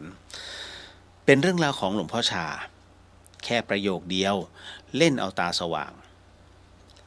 ครั้งหนึ่งมีชาวต่างชาติเขาเดินทางมาจากกรุงเทพเขามาจากประเทศออสเตรเลียเขาอยากไปกราบหลวงพ่อชาที่วัดหนองป่าพงจังหวัดอุบลราชธานีและเขาก็มีปัญหาธรรมะอยากจะถามเรื่องภาวนาของเขาทีนี้เขาก็เดินทางมาถึงวัดหนองป่าพงแล้ววันนั้นเป็นวันเข้าพรรษามีญาติโยมมาทำบุญเยอะหลวงพ่อชาท่านก็ฉันเสร็จแล้วท่านก็รับแขกทั้งวันชาวต่างชาติคนนั้นก็ไม่มีโอกาสเข้าไปใกล้ท่านเพราะว่ามีคนอยู่รอบตัวหลวงพ่อชาทั้งวันถึงเวลาตอนบ่ายๆเขาก็รู้ว่าต้องขึ้นรถไฟกลับกรุงเทพแล้วสงสัยจะไม่มีโอกาสถามปัญหาหลวงพ่อชาเขาก็เลยเห็นพระกำลังปัดกวาดลานวัดตอนบ่าย3 โมงเขาก็คิดว่า เราก็เดินทางมาถึงวัดหนองป่าพงอย่างน้อยน่าจะทำบุญเสียบ้างก็เลยถวายปัจจัยไว้แล้วจับไม้กวาดช่วยกวาดลานวัดทำบุ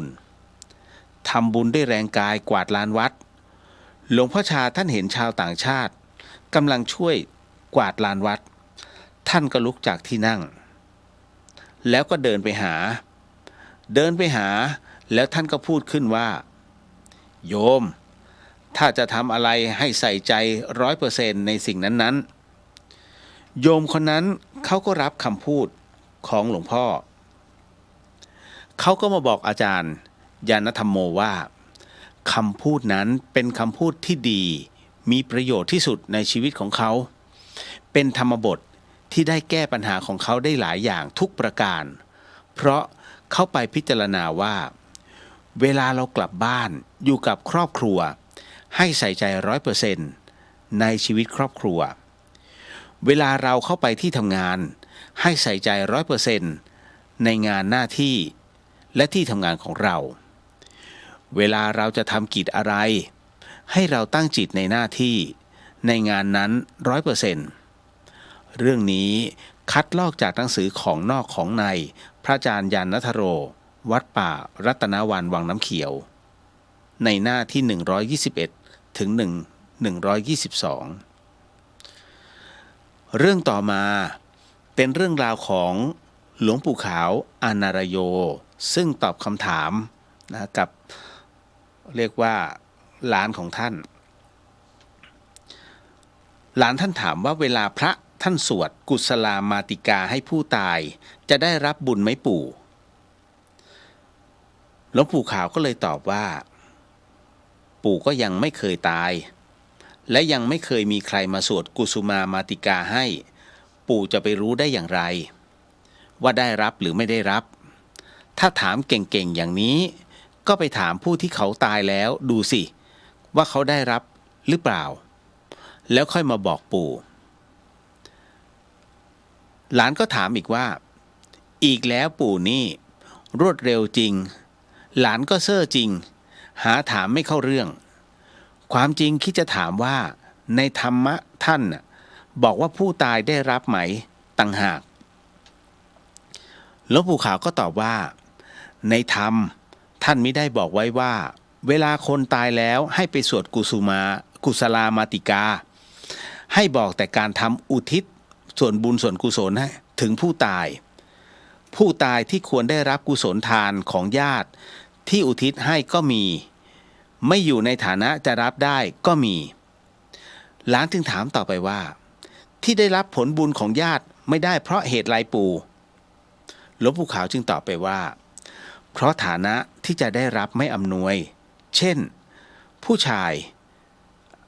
ายไปเกิดเป็นมนุษย์เป็นสัตว์เดรัจฉานเป็นเปรต11จำพวกและไปสวรรค์นิพพานเสียก็ไม่ใช่ฐานะจะมารับหลานก็ยังถามต่อว่าแล้วจำพวกไหนที่มารับได้ปู่หมายถึงพวกเปรตหลวงปู่ขาวจึงตอบว่าจำพวกปรทัตเปรตจำพวกปรทัตตูปะชีวิเปรตเป็นเปรตจำพวกเดียวที่อยู่ในฐานะมารับได้นอกนั้นไม่ปรากฏหลานจึงถามต่อไปว่าถ้าญาติถวายทานอุทิศให้ผู้ตายแต่ผู้ตายมารับไม่ได้บุญที่ญาติอุทิศจะตกแก่ใครละปู่หลวงปู่ขาวจึงตอบไปว่าบุญก็จะไปตกแก่นักโทษในเรือนจำได้อย่างไรมันก็ต้องตกเป็นของผู้ทำอยู่โดยดีละสิเพราะบุญเป็นธรรมชาติละเอียดอ่อนมากเกินกว่าความคิดความคาดคะเนคาดเดาจะตามรู้ตามเห็นได้ดังนั้นท่านจึงสอนให้ทำบุญเสียแต่เมื่อยังมีชีวิตอยู่บุญจะได้ติดตัวไปด้วยไม่ต้องหวังพึ่งใครอันเป็นของไม่แน่นอนหลวงปู่ขาวอานารโยวัดถ้ำกลองเพลอำเภอเมืองจังหวัดหนองบัวลำพูนี่คือการถามตอบเอาละ ก็เป็นอีกหนึ่งบทความเอาละฮะได้เวลาแล้วเนาะก็ค่อยๆถอนสมาธิ ขยับแข้งขยับขาขยับแข้งขยับขานะฮะ เอาละค่อยๆเปิดเปลือกตา ลืมช้าๆเนาะ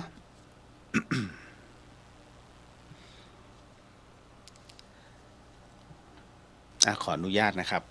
เดี๋ยวอัญเชิญเทวดากลับ อ๋อ ขอเป็นอันนี้ก่อน ให้พรก่อน แล้วเดี๋ยวค่อยอัญเชิญกลับ สาธุ สาธุ สาธุ สัพพพุทธานุภาเวนะ สัพพธรรมานุภาเวนะ สัพพสังฆานุภาเวนะ สาธุ ลืมครับ ขออภัยด้วย ในส่วนของบทแผ่เมตตา ว่าตามก่อนนะฮะ สัพเพสัตตา สัตว์ทั้งหลายที่เป็นเพื่อนทุกข์เกิดแก่เจ็บตายด้วยกันทั้งหมดทั้งสิ้นอเวราจงเป็นสุขเป็นสุขเถิดอย่าได้มีเวรแก่กันและกันเลยอัพยาปัชชาจงเป็นสุขเป็นสุขเถิดอย่าได้พยาบาทเบียดเบียนซึ่งกันและกันเลยอนีคาจงเป็นสุขเป็นสุขเถิด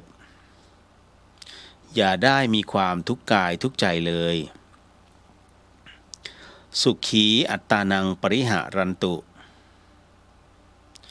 จงมีความสุขกายสุขใจรักษาตนให้พ้นจากทุกภัยทั้งสิ้นเถิดท่านทั้งหลายที่ท่านได้ทุกข์ขอให้ท่านมีความสุขท่านทั้งหลายที่ท่านได้สุขขอให้สุขยิ่งขึ้นไป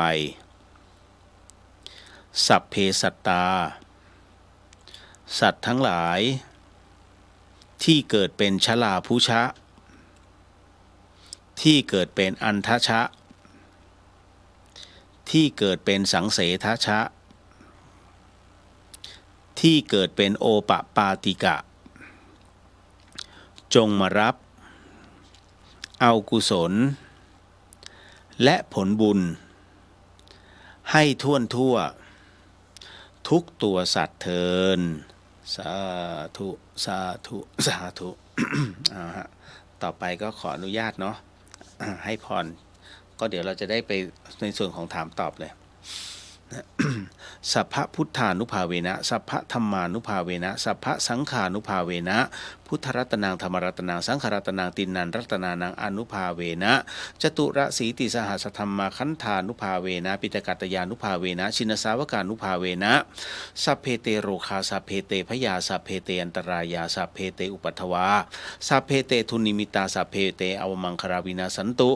อายุวัตโกธนวัตโกสิริวัตโกยศวัตโกพลวัตโกวนวัตโกสุขวัตโกโหตุสัพพทาทุกขโรคพยาเวราโสกาสตุจุปัฏฐวาอเนกานตรายาปิวินาสันตุจเตชะสาชัยสิทธิทนังลาพังสุทธิภคยังสุขังพลังสิริอายุจวันโนจโพคังวุฒิจยสวาสัตวสาจะอายุจชีวสิทธิพระวันตุเตสาธุสาธุสาธุ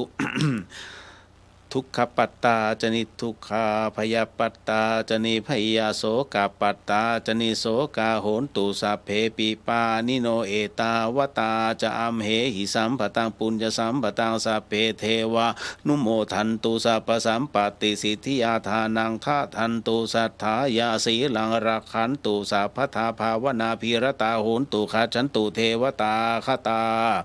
สัพเพพุทธาภลปัตตาปัจเจกานันจะยังพระรังอรหันตานันจะเตเชนารักขังพันธามิสัพพะโส หลายคนถามมาว่าเรื่องนี้เพิ่งจำได้นะฮะว่าการอัญเชิญเทวดาในแต่ละที่เนี่ยนะฮะ สักเคกาเมจรูเปเนี่ยทั้งหมดทั้งมวลเนี่ยนะฮะอัญเชิญได้จริงไหม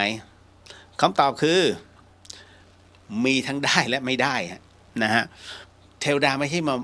มาว่างขนาดที่จะต้องมาอัญเชิญนะครับเพราะฉะนั้นเนี่ยมันเป็น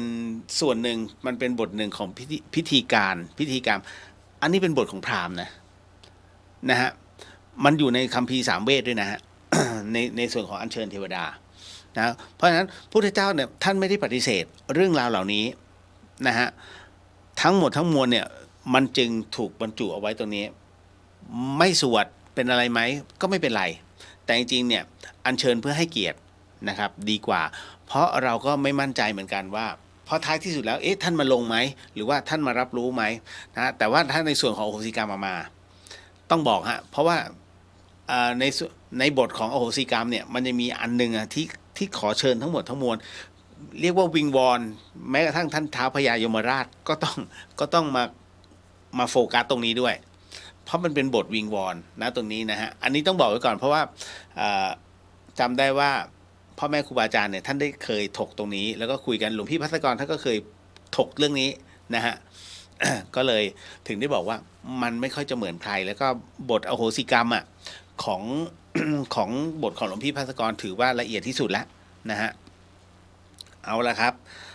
ก็มาเข้าสู่เรื่องราวต่อไปนะในส่วนของคำถามเอาจริงเมื่อกี้ผมค้างเรื่องบทความอันหนึ่งนะฮะที่ของคุณหมอนะท่านได้บอกเอาไว้ แล้วก็ทำให้ผมแบบเฮ้ยอึ้งเลยมันควรจะเอามาพูดดีไหมเพราะคุณหมอเขียนเอาไว้เนี่ยเพื่อให้เราท่านได้อ่านแล้วพิจารณาว่าสิ่งที่คุณหมอบอกเนี่ยไม่ได้เป็นต่อว่าหรือว่าเปรียบเทียบระหว่างหมอกับโจรไม่ใช่แต่ท่านกำลังพูดถึงว่าเฮ้ยถ้าไม่อยากจะหมดเนื้อหมดตัวจงดูแลสุขภาพตัวเองล่าสุดเนี่ยผมเห็นอะไรล่ะผู้ที่เขาเขียนใน Facebook นะครับเป็นบริษัทประกันแห่งหนึ่งเนี่ยตีปฏิเสธไม่จ่ายค่าประกันให้กับผู้ที่ป่วยโดยหมอของประกันชีวิตอันเนี้ยเป็นคนไม่อนุมัติคือทั้งหมดทั้งมวลเนี่ย ผู้ที่เขาป่วยเนี่ยฮะที่เขาทำประกันกับบริษัทนี้ไม่บอกนะบริษัทไหนที่เขาทำบริษัทประกันเนี้ยเพราะเขาป่วยแล้วก็แอดมิดที่โรงพยาบาลแต่คราวนี้บริษัทประกันเนี้ยมองว่าไอ้การแอดมิดตรงเนี้ยกับโรคแค่เนี้ยมันแค่จ่ายยาและกลับบ้านก็ได้มันเหมือนกับว่าไอ้นี่พักเพื่อเอาอาการเพราะฉะนั้นหมอที่ดูแลในเรื่องของบริษัทประกันเนี้ยจึงไม่อนุมัตินั่นหมายถึงว่าบริษัทประกันไม่ฟังความจริงจากผู้ป่วยนะและหมอที่โรงพยาบาลแต่กลับไปฟังการตัดสินของหมอที่อยู่ในบริษัทประกันนั้นจึงเป็นอันว่าเป็นการยกเลิกประกันซึ่งมันผิดกฎหมายนะฮะคือการประกันชีวิตเนี่ยหลังปี65เป็นต้นมานะฮะใครที่ทำก่อนปี65เนี่ย นะฮะอันเนี้ยมันเหมือนกับว่าตอนแรกไม่ครอบคลุมแต่ตอนนี้มันครอบคลุมจนถึงปัจจุบันว่าบริษัทประกันไม่มีสิทธิ์ยกเลิกไม่มีสิทธิ์ยกเลิกนะฮะยกเว้นว่าผู้ทำประกันเนี่ยขอยกเลิกเองเพราะฉะนั้นจะด้วยเหตุอะไรก็แล้วแต่นั่นหมายถึงว่าเมื่อก่อนมันจะมีเคสแบบนี้อยู่เรื่อยๆฮะว่าเฮ้ยไอ้นี่มันป่วยบ่อยๆเพราะฉะนั้นบริษัทจะขาดทุนงั้นตีว่าขออนุญาตต้องขออภัยณตรงนี้ในเรื่องของการประกันชีวิตนะฮะหรือไอ้ประกันสุขภาพเขาก็ท่านจำไว้นะว่าเมื่อไหร่ก็ตามที่บริษัทประกันเนี่ยเซ็นปฏิเสธเรามาปุ๊บท่านจะไปทำกับบริษัทอื่นไม่ได้เลยนั่นคือท่านถูกแบล็คลิสต์นี่แหละมันจึงเป็นอะไรที่อะไรหลายอย่างที่เขาถึงได้บอกว่าเฮ้ยบริษัทประกันมันหาประโยชน์หรือเปล่าอันนี้อันนึงผมเพิ่งเห็นวันนี้มีเคสนี้อยู่นะครับแล้ว แล้วมันก็ทำให้เราฉุกคิดว่า2 อย่างเฮ้ย30 บาทรักษาทั่วโลกเนี่ยนะฮะกับประกันสังคมตกลงบริการอันไหนมันดีที่สุดอันนี้ผมไม่รู้นะผมอาจจะโง่นิดนึงนะ ท่านเห็นร้านขายยาใช่ไหมฮะผู้ที่ป่วยและถือบัตรทองหรือว่า30 บาทเนี่ยให้ไปรับยาฟรีผมก็มีความคิดว่าอ้าวแล้วประกันสังคมจะต้องแล้วรับได้ไหมเพราะฉะนั้นมันยังไงวะนั่นนะฮะทั้งที่เราเสียเงินซึ่งบางที่เนี่ยผมพยายามจะสอบถามนะก็ได้รับคำตอบว่าอ๋อคนที่ทำประกันสังคมเนี่ยจะได้ยาที่ดีกว่าคนที่อะไรนะเป็นที่ถือบัตรทองผมก็ยังมานั่งเฮ้ยมีแบ่งนี้ด้วยเหรอนี่คุณภาพของชีวิตคนเรานี่มันขึ้นกับไอ้บัตรพวกนี้แล้วใช่ไหมนะฮะทำไมมันไม่แจกเหมือนกันทำไมประกันสังคมได้ของดี30 บาทได้แป้งเลยเหรอนะฮะคือผมดูแล้วมัน การบริหารการจัดการเขาแปลกๆมากประเทศไทยนะแต่มันทำไงได้อะนะฮะมันเกิดขึ้นแล้ว อ่ะเมื่อกี้ที่ติดค้างไว้กับที่คุณหมอได้เขียนเอาไว้ฟังแล้วดูฟังให้เข้าใจนะฮะอย่าไปเข้าใจคุณหมอผิดนะคุณหมอท่านแรกเนี่ยก็คือคุณหมอวชรานะครับท่านได้บอกไว้ว่าอย่างนี้ฮะไม่ได้ว่าใครดีใครเลวแค่เปรียบเทียบให้เข้าใจง่ายๆยิ่งขึ้นคุณหมอเกริ่นไว้แบบนี้นะฮะ คุณหมอบอกว่าหมอกับโจรเหมือนกันตรงปล้นเงินพอฟังตัวนี้ผมอึ้งเลยนะเฮ้ยหมอกับโจรนะฮะหมอกับโจรเหมือนกันตรงปล้นเงินโจรส่วนมากจะออกมาปล้นตอนกลางคืนหมอสามารถปล้นเงินเราได้ทุกวันเวลาเรายอมเอาเงินให้โจรเพราะต้องการรักษาไว้ซึ่งชีวิตแต่เราต้องรักษาชีวิตเลยต้องยอมเอาเงินให้หมอ นะคุณหมออันนี้คุณหมอเขียนนะโจรนั้นปล้นเอาเงินที่ติดตัวเราไปเท่านั้นแต่หมอจะปล้นเอาเงินที่คุณเก็บมาทั้งชีวิตจนกว่าคุณจะตายโจรเพียงแค่บังคับให้คุณควักเงินออกมาให้เท่านั้นแต่หมอสามารถบังคับให้คุณไปยืมเงินมาให้เจอโจรปล้นเงินอาจหมดตัวเจอหมอปล้นเงินอาจล้มละลาย นี่ฮะโจรเมื่อปล้นเอาเงินเราไปแล้วมักจะหลบหนีไปแต่หมอเมื่อปล้นเงินเราหมดแล้วมักจะไล่เราให้ออกจากโรงพยาบาลวันนี้หากเราไม่ใส่ใจเลี้ยงดูสุขภาพให้แข็งแรงจะต้องเลี้ยงหมอวันนี้หากเรายังไม่ใส่ใจเลี้ยงดูสุขภาพให้แข็งแรงพรุ่งนี้ต้องเลี้ยงโรงพยาบาลเห็นไหมฮะการที่คุณหมอเขียนแบบนี้มันทำให้มันน่าสนใจนะที่คุณหมอเขียนมาถูกหมดเลยแต่ท่านตบท้ายบอกว่านี่มันเรื่องสุขภาพไม่ใช่ไปให้เปรียบเทียบเลยว่าต่อให้คุณมีเงิน10 ล้านแล้วคุณพกติดตัวอยู่กับตัวเนี่ยอยู่แค่ 2,000 ถ้าคุณเจอโจรเนี่ยมันเอาแค่ 2,000 แต่ถ้าคุณสุขภาพเสียแล้วคุณต้องรักษาไอ้10 ล้านที่คุณเก็บไว้ให้หมดนี่เพราะฉะนั้นท่านถือว่าเตือนเอาไว้ว่าดูแลสุขภาพอย่าเข้าใจคุณหมอผิดนะฮะท่านต่อมาที่เขียนเอาไว้เป็นวิทยาทานก็คือคุณหมอบวรคุณหมอบวรบอกงี้ฮะว่าอันนี้น่าสนใจมากก็เลยอยากให้น้องๆที่เริ่มป่วยแล้วก็คุณผู้ฟังที่มีอาการป่วยลองฟังตรงนี้อยู่นะฮะว่าคือเงิน10,000 ล้านเนี่ยก็ซื้อเวลากลับมาไม่ได้ฮะถูกไหมเพราะฉะนั้นยาจึงไม่ใช่คำตอบสุดท้ายคุณหมอบวรบอกว่าผมเขียนเรื่องรักษาอัลไซเมอร์ไม่ต้องกินยาผมให้ใช้ไข่ลวกรักษาอาการสมองเสื่อมของคุณพ่อแล้วดีขึ้นฮะแล้วดีขึ้นท่านไม่บอกเหตุผลนะว่ามันดีขึ้นเพราะอะไรนะไม่ได้เจาะนะผมเขียนเรื่องรักษาอาการไตเสื่อมใกล้วายของแม่ไม่ต้องกินยาเพียงแต่กินน้ำมะพร้าววันละ5 ลูกอาการไตดีขึ้นนะฮะความดันโลหิตสูงเพียงนอนมากๆหายใจเข้าออกเต็มปอดเท่านั้นฮะความดันโลหิตสูงจะลดลงทันทีนี่ฟังเอาไว้คนที่เป็นเบาหวานฮะเบาหวานเพียงแค่คุณเลือกกินอาหารรสเปรี้ยวและขมเบาหวานน้ำตาลจะลดลงปวดเมื่อยต่างๆเพียงทานน้ำมันว่านแล้วก็โยคะแบบฤาษีดัดตนยืดเส้นเนี่ยไม่ต้องกินยาอะไรทั้งนั้นนะฮะปวดเมื่อยคือการกินยาคลายเส้นเนี่ยข้อเสียคือมันสะสมนะผมจึงไม่ค่อยสนับสนุนให้ใครมากินยาคลายเส้นนะครับ มันก็เหมือนกับอะไรล่ะที่บอกพาราเซตามอลมันค้างเป็นปี16 ปีกว่าจะละลายหมดถ้าจำผิดขออภัยด้วยนะฮะ คือผมเป็นคนที่ชอบอ่านไอ้เรื่องประเภทนี้แล้วก็เอามา เอามาบอกต่อวิเคราะห์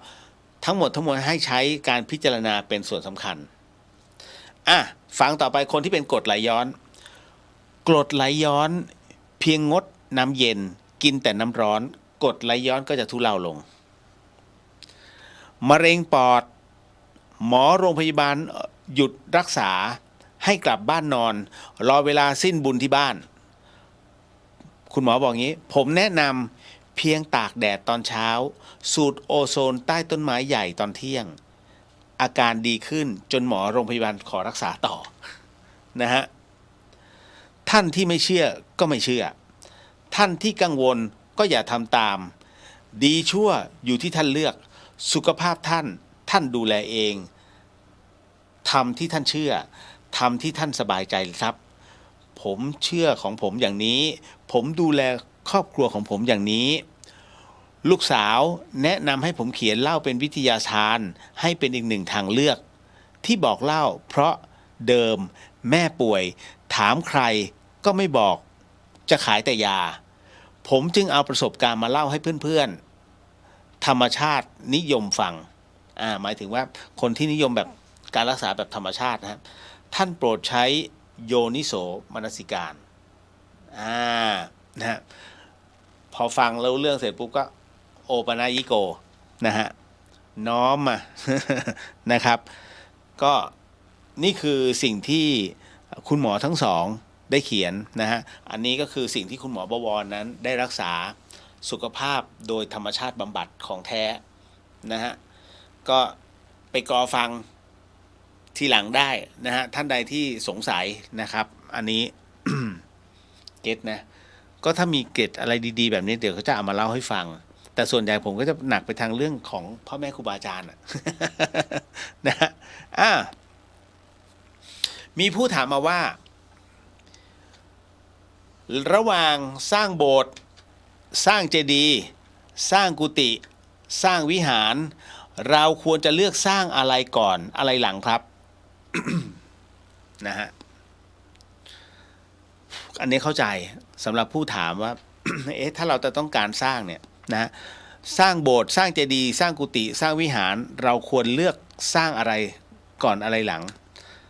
ถ้าเอากันตามตรงในสมัยพุทธกาลคือไม่สร้างเลยฮะ ไม่สร้างเลยนะท่านเคยเห็นพระพุทธเจ้าสร้างเจดีย์ไหมฮะพระพุทธเจ้าสร้างอุโบสถไหมพระพุทธเจ้าสร้างกุฏิไหมฮะในสมัยก่อนนั้นเนี่ยคนที่สร้างกุฏิให้ไม่ใช่พระพุทธเจ้าเองพระพุทธเจ้าท่านประทับอยู่ตามถ้ำนะครับบางครั้งก็แค่ต้นไม้ใหญ่แค่นั้นเลยนะไม่มีอาณาเขตอะไรทั้งนั้นนะครับเพราะท่านอยู่ฝึกอยู่แค่พระองค์เดียวดังนั้นเนี่ยแต่ถ้าสมมุติว่ามันเป็นสมัยนิยมสร้างอะไรมากที่สุดผมใช้คำของหลวงปู่มั่นแล้วกันหลวงปู่มั่นจะใช้ในการสร้างอย่างนี้คือสร้างกุฏิฮะหลวงปู่มั่นไม่สร้างเจดีย์ไม่สร้างในส่วนของอุโบสถแล้วก็ไม่สร้างในส่วนของวิหารท่านสร้างแค่กุฏิฮะท่านบอกว่าทั้งหมดทั้งมวลเนี่ย มันไม่ใช่สิ่งที่เราควรจะไปยึดมันเรื่องตรงนี้ที่มันเกิดขึ้นที่จะเล่าให้ฟังเนี่ยฮะเพราะว่าเหตุเกิดที่ถ้ำเชียงดาวในครั้งนั้นที่หลวงปู่มั่นเนี่ยต้องบอกก่อนนะที่ถ้ำเชียงดาวจังหวัดเชียงใหม่เนี่ยนะฮะถ้าท่านมาลองไปดูแล้วกันที่ถ้ำเชียงดาวเนี่ยถ้าใครได้เข้าไปนะท่านก็จะรับรู้ถึงพลังตรงนั้นนะว่าที่เนี่ยเป็นถ้ำที่ค่อนข้างจะมีพลังหลายๆอย่างเข้ามากระทบตัวเราขนลุกเลย ในที่นี้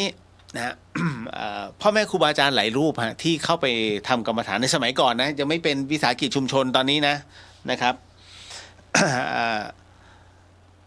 คือก็ต้องบอกก่อนนะครับว่าในสมัยก่อนเนี่ยนะท่านก็เข้าไปนั่งจำพรรษาเขาเรียกว่าไปนั่งกรรมฐานกันภายในถ้ำหลวงปู่แต่ละรูปนั้นนะฮะก็บางรูปก็ได้2 วันบางรูปก็3 วันแล้วก็ออกมาอย่างหลวงปู่แหวนเนี่ย หลวงปู่แหวนได้3 วันหลวงปู่มั่นเนี่ย7 วันนะก็ออกมานะฮะออกมาจากถ้ำเชียงดาว ซึ่งท่านก็รู้ว่าในนั้นมันมีอะไร แต่คราวเนี้ยเรื่องของเรื่องมันไม่ได้อยู่ที่ตรงนั้น มันอยู่ตรงที่ตอนที่หลวงปู่มั่นเนี่ยท่านนั่งสมาธินะฮะอยู่ในวัดถ้ำเชียงในถ้ำเชียงดาวนะฮะ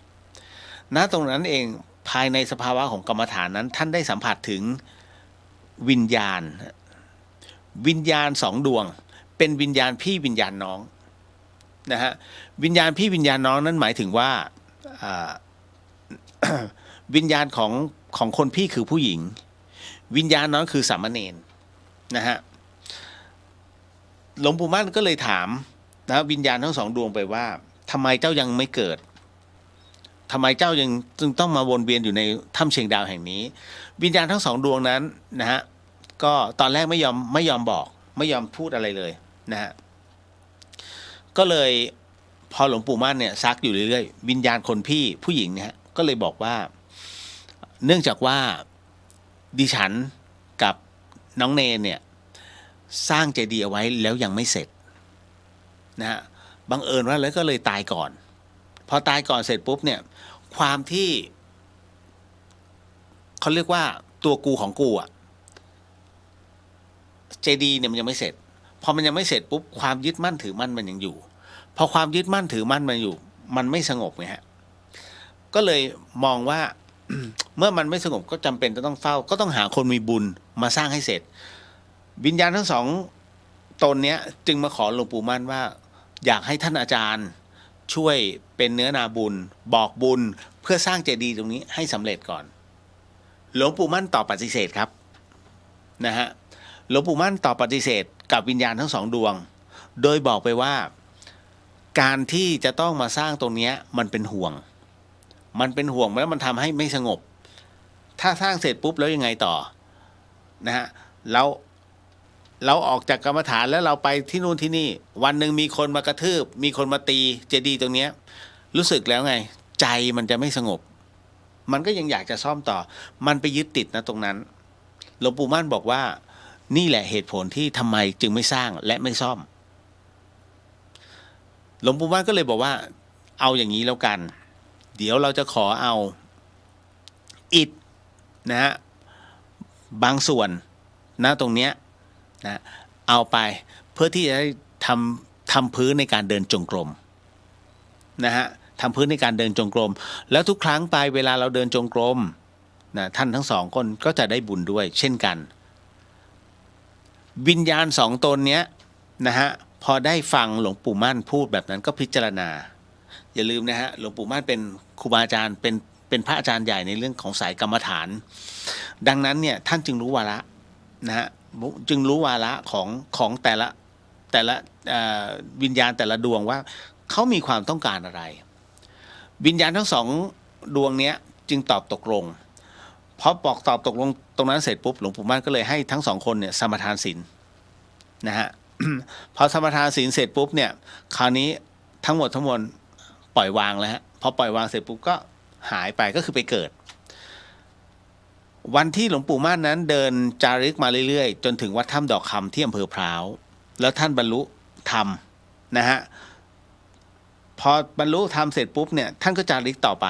นะฮะไปหยุดอยู่ตรงที่อำเภอพร้าวจังหวัดเชียงใหม่นี่แหละฮะ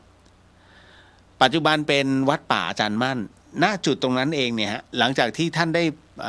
ทำที่พักก็คือทำกุฏิเนี่ยนะฮะณตรงนั้นเพื่อที่จะเจริญกรรมฐานท่านก็ให้ลูกศิษย์ลูกหาเนี่ยกลับไปที่ถ้ำเชียงดาวไปเอาก้อนอิฐเนี่ยนะฮะณตรงนั้นเนี่ยเอามาเพื่อที่จะทำพื้นนะเพื่อที่จะท่านจะได้เดินจงกรมนะฮะเพราะฉะนั้นทุกครั้งไว้ที่หลวงปู่มั่นเดินจงกรมเนี่ยวิญญาณ2 ดวงนี้ได้อานิสงส์ไปด้วยปัจจุบันพื้นนี้ก็ยังอยู่นะฮะอยู่ที่วัดป่าอาจารย์มั่นที่อำเภอพร้าวนะท่านก็ไปดูได้สัมผัสได้เนาะนี่ตรงนี้ก็คือเป็นอีกหนึ่งเรื่องราวว่าทำไมว่าในกรณีที่ท่านถามไว้ว่าสร้างโบสถ์สร้างเจดีย์สร้างกุฏิสร้างวิหารเนี่ยเราควรเลือกสร้างอะไรก่อนถ้าเป็นพี่เลียวนะตรงเนี้ยถ้าพูดถึงนะถ้าเป็นสมัยหลวงปู่มั่นก็ต้องเป็นสร้างกุฏิก่อนแต่ถ้าขยับมาอีกนิดนึงนะฮะถ้าเป็นสมัยของหลวงพ่อลีธรรมทโรนะแห่งวัดอโศการาม ถ้าเป็นสมัยหลวงพ่อลีบอกงั้นสร้างเจดีย์ก่อนเจดีย์สำคัญกว่าเพราะต้องเอากระดูกพระพุทธเจ้าก็คือพระบรมสารีริกธาตุเนี่ยเอาไปใส่ข้างในก่อนโบสถ์วิหารอะไรต่างๆที่หลังเลยแต่เราไปให้ความสำคัญโบสถ์ก่อนไงนะฮะอุโบสถก่อนมองว่าเป็นที่สังฆกรรมพระทำสังฆกรรมที่ไหนก็ได้ขอให้ประกาศอาณาเขตให้ชัดเจนจบแล้วฮะเพราะฉะนั้นในพุทธกาลเนี่ยอุโบสถจึงเป็นอุโบสถต้นไม้ซึ่งอุโบสถต้นไม้ก็จะมีในสายของในสายของหลวงตามหาบัวยานสัมปันโนจริงๆก็สายหลวงปู่มั่นนั่นแหละแล้วก็ของพระอาจารย์พยอมที่วัดสวนแก้วอันนั้นก็เป็นอุโบสถต้นไม้ท่านจะทำเอาไว้นะฮะก็มีเสมาประกาศเป็นชัดเจนนี่คือเขตอุโบสถจบแล้วฮะนะครับแต่เรามาเอาเป็นสิ่งก่อสร้างเพราะว่ามันง่ายต่อการที่กันลมกันฝนเวลาทำสังฆกรรมแค่นั้นเองครับก็ทุกยุคสมัยมันเปลี่ยนไปยุคสมัยมันเปลี่ยนไปนะครับเพราะฉะนั้นถ้าจะสร้างก่อนก็คือสร้างกุฏินะฮะพอเสร็จจากกุฏิเสร็จปุ๊บไปสร้างเจดีย์เสร็จจากเจดีย์ไปสร้างอุโบสถเสร็จจากอุโบสถค่อยไปสร้างวิหารในสุดท้ายเลยนะก็แค่นั้นเองนะครับเก็ตนะมีผู้สงสัยว่าแล้วทำไมพระพุทธเจ้าเนี้ยนะฮะจึงไม่เทศไม่แสดงพระธรรมหรือว่าทำไมเขาเรียกว่าพูดแค่คำสองคำแล้วบรรลุธรรมทันทีจำได้ไหมฮะที่ผมเคยบอกไว้ว่าสิ่งที่พระพุทธเจ้านั้นไม่สามารถจะช่วยเราได้พระพุทธเจ้าไม่ใช่ผู้พิเศษฮะ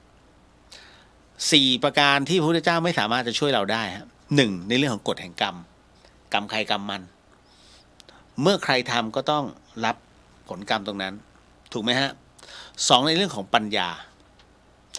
าถ้าอยากมีต้องฝึกถูกไหมฮะนี่แหละ3ในเรื่องของพระนิพพานอยากไปนิพพานก็ต้องขยันพิจารณานะฮะขยันทุกอย่างเนี่ยให้มันเป็นอนัตตาเบ็ดเสร็จแล้วปุ๊บเนี่ยนิพพานก็คือดวงจิตที่มันบริสุทธิ์แล้วและสุดท้ายก็คือสิ่งที่พระพุทธเจ้านั้นไม่สามารถจะช่วยได้ก็คือให้คนนั้นมาเข้าใจในธรรมะของท่านได้ดังนั้นทุกๆครั้งเวลาที่ท่านเจอใครท่านจะเลือกเพราะท่านรู้วาระจิตองคุลิมานเราพูดแค่นี้ก็พอไม่ต้องมากมายถ้าท่านอัญญาโกทัญญะเราก็พูดแค่เรื่องนี้ก็พอเพราะท่านติดแค่ตรงนี้ท่านกัสสปะท่านอัสสชินะฮะพูดกันแค่นี้เดี๋ยวก็นะฮะเพราะฉะนั้นแต่ละรูปเนี่ยท่านจะรู้ด้วยวาระจิตนะฮะแม้กระทั่งพระอานนท์นะครับพระอานนท์เนี่ยด้วยการที่ท่านมีความยึดมั่นถือมั่นในความศรัทธาในองค์พระสัมมาสัมพุทธเจ้าจนเกินไปเมื่อท่านยึดมั่นถือมั่นจนเกินไปเนี่ยการที่ท่านจะเข้าใจในธรรมจริงๆเนี่ยจึงเข้าใจเป็นคนสุดท้ายและวินาทีสุดท้ายก่อนไหนฮะพระอานนท์เนี่ยมาบรรลุธรรมจนท่านเป็นพระอรหันต์ก็คือวันพรุ่งนี้จะเป็นการสังคายนาพระไตรปิฎกครั้งที่1ถึงบรรลุธรรมตอนกลางคืนหัวจะถึงหมอนแล้วคือประมาณว่าไม่ได้คือการทำสังคายนาครั้งที่1เนี่ยนะฮะในเรื่องของพระสุตตันตะกับพระวินัยอภิธรรมยังไม่มีนะฮะพระสุตตันตะกับพระวินัยมาก่อนพระอานนท์เนี่ย นะฮะท่านไม่ได้เป็นพระอรหันต์จึงไม่สามารถจะเข้าร่วมตรงนั้นได้เพราะฉะนั้นการสังคายนาครั้งที่1เนี่ยจึงเป็นการรวบรวมเอาพระอรหันต์ทั้งสิ้นนะฮะโดยมีพระกัสสปะพระมหากัสสปะเป็นถ้าจำไม่ผิดนะขออภัยด้วยนะฮะเป็นองค์ประธานมีพระอุบาลีนะฮะมาเป็นมีพระอุบาลีที่เป็นประธานแล้วก็เพื่อที่จะต้องทำทั้งหมดทั้งมวลโดยที่ตอนแรกกะว่าจะต้องให้พระอานนท์เนี่ยคอยพูดแต่ปรากฏว่าพระอานนท์เนี่ยยังไม่บรรลุธรรมก็เลยต้องกันพระอานนท์ไว้ก่อนแต่ทุกคำของพระอานนท์เนี่ย นะท่านก็บอกไว้แล้วว่าจะต้องเป็นแบบนี้แต่พอพระอานนท์บรรลุธรรมในวันนั้นเขาเรียกโชคดีมากนะพอพระอานนท์ท่านบรรลุธรรมท่านจึงมีสิทธิ์ที่เข้าไปคือพระอรหันต์กับพระอรหันต์ในสมัยก่อนเนี่ยนะฮะท่านก็จะรู้คำว่าพระอรหันต์ผู้ที่บอกได้เลยว่า ท่านเนี่ยได้สำเร็จเป็นพระอรหันต์ก็คือพระพุทธเจ้าเท่านั้นเลยนะฮะพระองค์เดียวเลยปัจจุบันก็มีแค่พระพุทธเจ้าซึ่งพระพุทธเจ้าไม่ท่านนิพพานไปแล้วใครจะบอกก็เลยไม่ใช้คำว่าพระอรหันต์นะแต่เราเนี่ยอุ้ยไปกราบพระอรหันต์กันอย่าให้ท่านได้ยินนะท่านจะโดนท่านตำหนิ เขาจะใช้คำว่าพระสุปฏิปันโนกับพ่อแม่ครูบาอาจารย์ซึ่งเป็นพระสุปฏิปันโนหมายถึงว่าพระผู้ปฏิบัติดีปฏิบัติชอบนะฮะอย่าไปบอกท่านแบบนั้นนะฮะจะโดนตบปากไม่ได้นะมันเหมือนไปแช่งท่านคนที่จะบอกได้คือพระพุทธเจ้าเท่านั้นนะดังนั้นพระอรหันต์น่ะนะครับ ก็คือพระสิติมหาสาวกทั้งหมดทั้งมวลเนี่ยพระอรหันต์ทั้งสิ้นแต่จริงพระอรหันต์มีเยอะมากนะครับ เมื่อพระพุทธเจ้านั้นท่านกำหนดแล้วว่ารูปนี้ได้แล้วเป็นพระอรหันต์ทั้งสิ้นทั้งหมดทั้งมวลจึงรับรู้ว่าต่อไปใครก็ตามที่สำเร็จเป็นอรหันต์ท่านรับรู้อยู่แล้วพระนนท์พอดีเลยท่านจึงได้ถูกการยอมรับและเข้ามาในที่ประชุมพระนนท์จึงชำระทั้งหมดให้นี่แหละ ทั้งหมดทั้งมวลเพราะฉะนั้นไม่ใช่ว่าจะไปดูถูกพระพุทธเจ้าโอ้ยเนี่ยไม่งั้นมันก็ต้องเนี่ยพระพุทธเจ้าพูดเขาท่านเลือกถ้าเจอไอ้ห้าวๆเนี่ยเป็นเราเป็นท่านจะเข้าไปคุยไหมล่ะเฮ้ยนายต้องเป็นคนดีนะโดนมันแทงตายเลือกคนแค่นั้นเหมือนกับเรายังเลือกครบเลยถูกไหมฮะพระพุทธเจ้าท่านก็เลือกคนนั่นแหละ อันนี้บอกกล่าวให้ฟังเพราะหลายๆคนเดี๋ยวงงสงสัยนะครับต่อเริ่มสนุกแล้วสิบอกแล้วคุยธรรมะคุยได้เรื่อยๆฮะ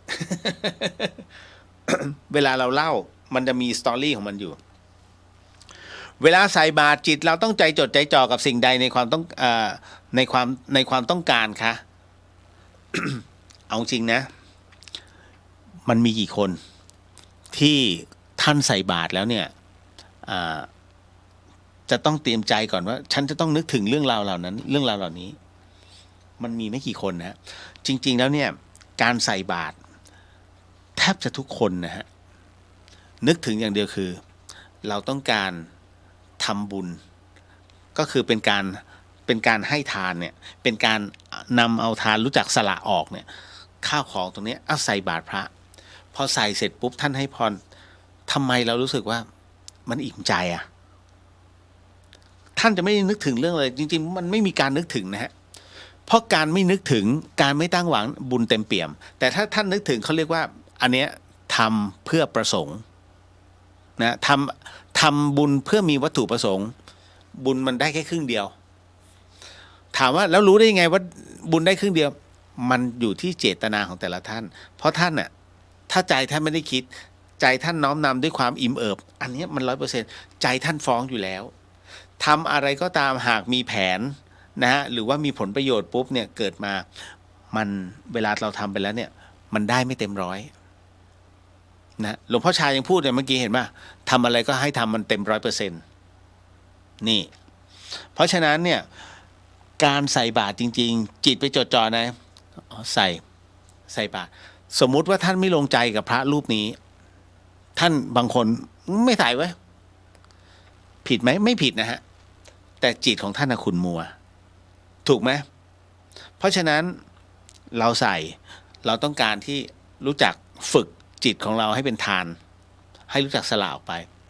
ท่านไม่ดีกับเราไม่เป็นไรเราก็ใส่บาตรไปแค่นั้นเลยฮะจบไม่ต้องคิดมากใส่โดยไม่คุยแต่ว่าจิตน้อมโมทนาในกุศลได้เต็มร้อยอย่าไปมีอคตินะเวลาใส่บาตรนะครับทำไมผีมีทั้งปรากฏตัวและไม่ปรากฏตัวสงสัยจังครับและขอสงสัยอีกว่าวันนี้เห็นผีตนนี้ตายมา 4-5 ปีแล้วก่อนหน้านั้นที่เป็นผีมาก่อนอีตัวนี้มันไปไหนหรือเป็นเรื่องหลอกเด็กเอาจริงนะฟังหูไว้หูนะคุณไม่ใช่เรื่องหลอกเด็กฮะวันหนึ่งท่านจะเข้าใจมันเหมือนกับว่าทำไมเราผู้เป็นผู้ใหญ่เนี่ยทำไมเราจึงเข้าใจเด็กทั้งที่เมื่อก่อนเนี้ยทำไมพ่อแม่ถึงดูเราแปลกๆคือมองเราเป็นลูก เสมอพยายามแล้วเข้าใจเราตลอดแต่เราเอาแต่ใจตัวเอง แต่พอมาวันนี้ไม่ใช่ เรากลับไปเข้าใจลูกของเรามันเป็นทอดๆด้วยระยะเวลาฮะมันมีเวลาของมันเพราะฉะนั้นทั้งหมดต้องให้เวลากับมันทำไมผีมีทั้งปรากฏตัวและไม่ปรากฏตัวทั้งหมดทั้งมวลนั้นเกิดขึ้นอันเหตุเกี่ยวเนื่องเกี่ยวข้องซึ่งกันและกันท่านเป็นไม่มีเหตุเกี่ยวเนื่องเกี่ยวข้องกับยายเมียนนะสมมติท่านไม่มีเหตุเกี่ยวเนื่องเกี่ยวข้องกับยายเมียนก็ไม่มาปรากฏตัวให้ท่านเห็นท่านเป็นผู้ที่มีความนับถือมีความศรัทธาในตัวยายเมียนวันดีคืนดีปุ๊บยายเมียนมาปรากฏตัวให้เห็นทำบุญหน่อยข้าไม่ไหวแล้วหิวเดี๋ยวพรุ่งนี้ใส่บาตรให้ตื่นเช้ามาปุ๊บท่านใส่บาตรเขาเรียกอันนี้เป็นการเกี่ยวเนื่องเกี่ยวข้องการปรากฏตัวก็คือปรากฏในอายตนะของเราผู้ที่สามารถรับรู้ได้เขาเรียกช่องว่างของจิตเขาก็จะเข้ามาทันทีมาไม่ได้มาหลอกไม่ได้มาแหกอกไม่ได้มาแลบลิ้นปิ้นตาไม่ใช่ไอ้นั่นทำให้หนังมันสร้างมาเพื่อความบันเทิงแต่ถามว่าในชีวิตจริงมีไหมถ้าอีกโลกหนึ่งมันมีจริงแต่เขาไม่ได้มาหลอกเขาก็อยู่ของเขาแต่เราทะลึ่งไปเห็น ก็เหมือนกับพระอยู่ในวัดแต่เราทะลึ่งไปถ่ายติดโซเชียลท่านก็อยู่ในวัดนะและเราดันเข้าไปแม้เห็นท่านถอดอังสะนะถ่ายรูปซะหน่อยพระหล่อเนี่ยเห็นไหมไปลุกลานที่ของท่านเองก็เหมือนกันฮะถ้าท่านใดที่อยู่ในเลเวลหมายถึงว่าฝึกจนอยู่จิตของท่านเนี่ยสามารถรับรู้ในเลเวลของเขาได้แล้วเนี่ยพอมันเห็นเนี่ยมันก็จะเห็นแบบนั้นแต่เขาไม่ได้มาหลอกเขาก็อยู่ของเขาก็เดินไปเดินมาของเขาแค่นั้นเองนะฮะ เพราะนั้นทำไมมันมีทั้งปรากฏตัวและไม่ปรากฏตัวมันขึ้นอยู่กับกำลังบุญของเขาสงสัยจังครับและขอสงสัยอีกว่าวันนี้เห็นผีตนนี้ตายมา4-5 ปีเข้าใจอยู่ยายในแมนมาปรากฏนะเสร็จปุ๊บและก่อนหน้าในแมนมันมีตายมันมีเมื่อกี้ที่หลวงปู่ขาวจำได้ไหมฮะที่หลวงปู่ขาวท่านบอกไงครับว่ามันมีทั้งที่เรารับรู้ได้กับประเภทที่ไม่สามารถจะรับตรงนี้ได้ประเภทที่ไม่สามารถจะรับอานิสงส์ผลบุญได้นั่นหมายถึงว่าเขาไปเกิดแล้วแต่เกิดในที่นี้เกิดในรูปแบบของความเป็นทั้งมนุษย์ทั้งเป็นโอปปาติกะทั้งในเรื่องของเดรัจฉานหรือว่าเป็นพวกเปรตดังนั้นมันแยกตามเหตุตามบุญตามกรรมนะฮะก็เลยต้องบอกก่อนว่าเนี่ยนั่นคือสิ่งที่นี่คือคำตอบเลยแล้วเมื่อกี้ได้อ่านของหลวงปู่ขาวพอดีไงนะฮะก็เลยเอาของหลวงปู่ขาวมาตอบตรงนี้จบเลยนะครับว่าทำไมก่อนหน้านั้นเนี่ยนะฮะจึงไม่มีจริงๆมันมีก็ได้ถ้าเขายังไม่ถึงวาระในการที่จะต้องไปผุดไปเกิดแต่ถ้าไอ้ที่ไม่เห็นเนี่ยเขาอาจไปเกิดแล้วอาจจะไปเกิดเป็นมนุษย์แล้วหรืออาจไปเกิดเป็นเดรัจฉานแล้วมันก็มีเพราะฉะนั้นทั้งหมดมันมีวาระของมันแล้ววันหนึ่งท่านก็จะเป็นวาระของท่านวาระของท่านในการตายวาระของผมในการตายเสร็จปุ๊บผมก็ต้องมีวาระในการเกิดตามเหตุของวัฏจักรนะ คำถามต่อมาทำไมรุ่นพ่อรุ่นแม่จึงนับถือพระพุทธศาสนาแต่พอรุ่นหลังเราเนี่ยเขาไม่มีความเคารพหรือเราควรทำหนังสือคู่มือพระคะ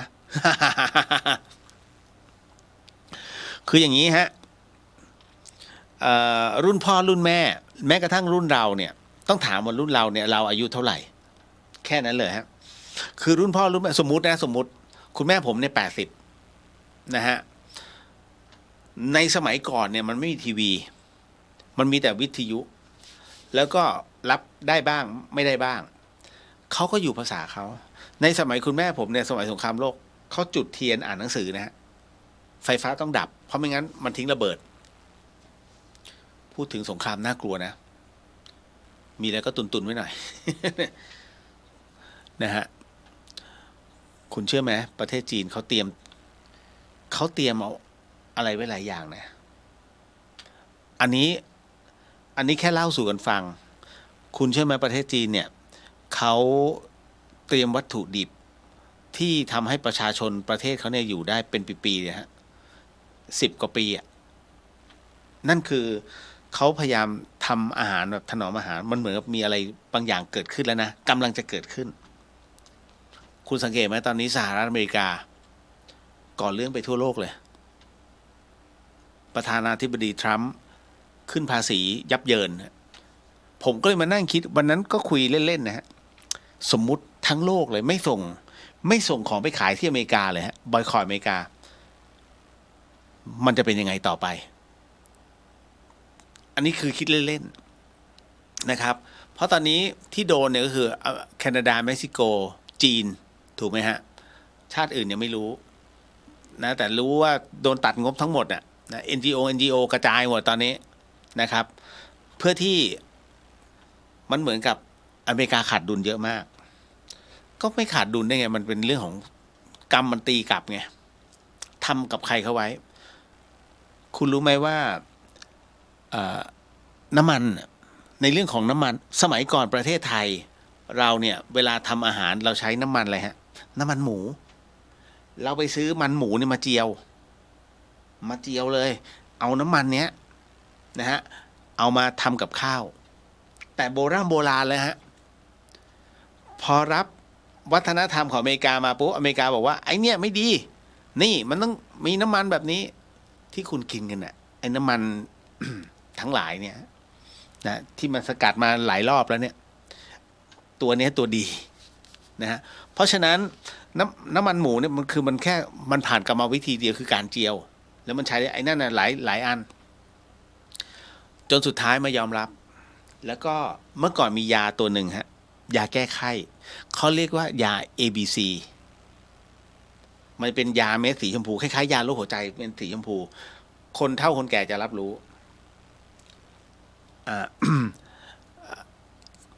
แล้วเขาบอกว่ายาตัวนี้กินแล้วมันเหมือนกับจะมีอะไรสักอย่างเนี่ยแล้วสุดท้ายก็มายอมรับว่าอ๋อจริงๆไม่มีอะไรคือปั่นไปเรื่อยมันทำให้หลายๆอย่างเนี่ยเราก็ไปเชื่อ นะฮะคือของดีประเทศไทยเป็นเยอะนะฮะแต่เราเองเนี่ยเขาเรียกเป็นชาติที่เชื่ออะไรง่ายไปนิดนึงนะ ตอนนี้ทั้งหมดมันเริ่มตีกลับมาที่อเมริกานะฮะผมเนี่ยพูดคนแรกเลยไอตอนที่ LA ไฟไหม้แล้วก็เอาสหรัฐไฟไหม้5 จุดเนี่ยผมบอกว่าภาพมันเหมือนตัวกรรมที่เขาบินไปแล้วเอา ระเบิดไปถล่มไม่ว่าจะเป็นตาลีบันหรือที่ไหนก็แล้วแต่และภาพที่เขาถ่ายแล้วยิงจากโดรนลงมาเหมือนกันเลยฮะมันจะเป็นกองแบบนั้นเห็นไหมแล้วมันเกิดขึ้นจริงๆทุกอย่างมันเริ่มแล้วของฟรีจึงไม่มีในโลกแล้วพอผมพูดไปเนี่ยหลังจากนั้นอีกหลายรายการเริ่มตามมาเพราะมันเห็นภาพนะฮะจริงๆก็ไม่อยากให้เกิดนะเพียงแต่ว่าผู้นำเขานี่แหละแล้วคนก็มันไม่ใช่มันแค่คาบเกี่ยวกันนะมันแค่คาบเกี่ยวของรัฐในเรื่องของการสนับสนุนก็ต้องยอมรับเพราะเขาเลือกของเขามาแบบนั้นนะฮะ แต่มันแปลกตรงที่ว่าเขาสะสมอาหารแล้วเราทำอะไรผมกำลังนั่งนึกแล้วประเทศไทยล่ะสมมุติว่ามันบึ้มมาทีหนึ่งอุโมงค์เพื่อจะช่วยชีวิตของประชาชนเนี่ยก็น่าจะเป็นแค่อุโมงค์รถไฟใต้ดิน นะฮะส่วนและอย่างอื่นล่ะคนที่อยู่ต่างจังหวัดคงจะวิ่งไปหาถ้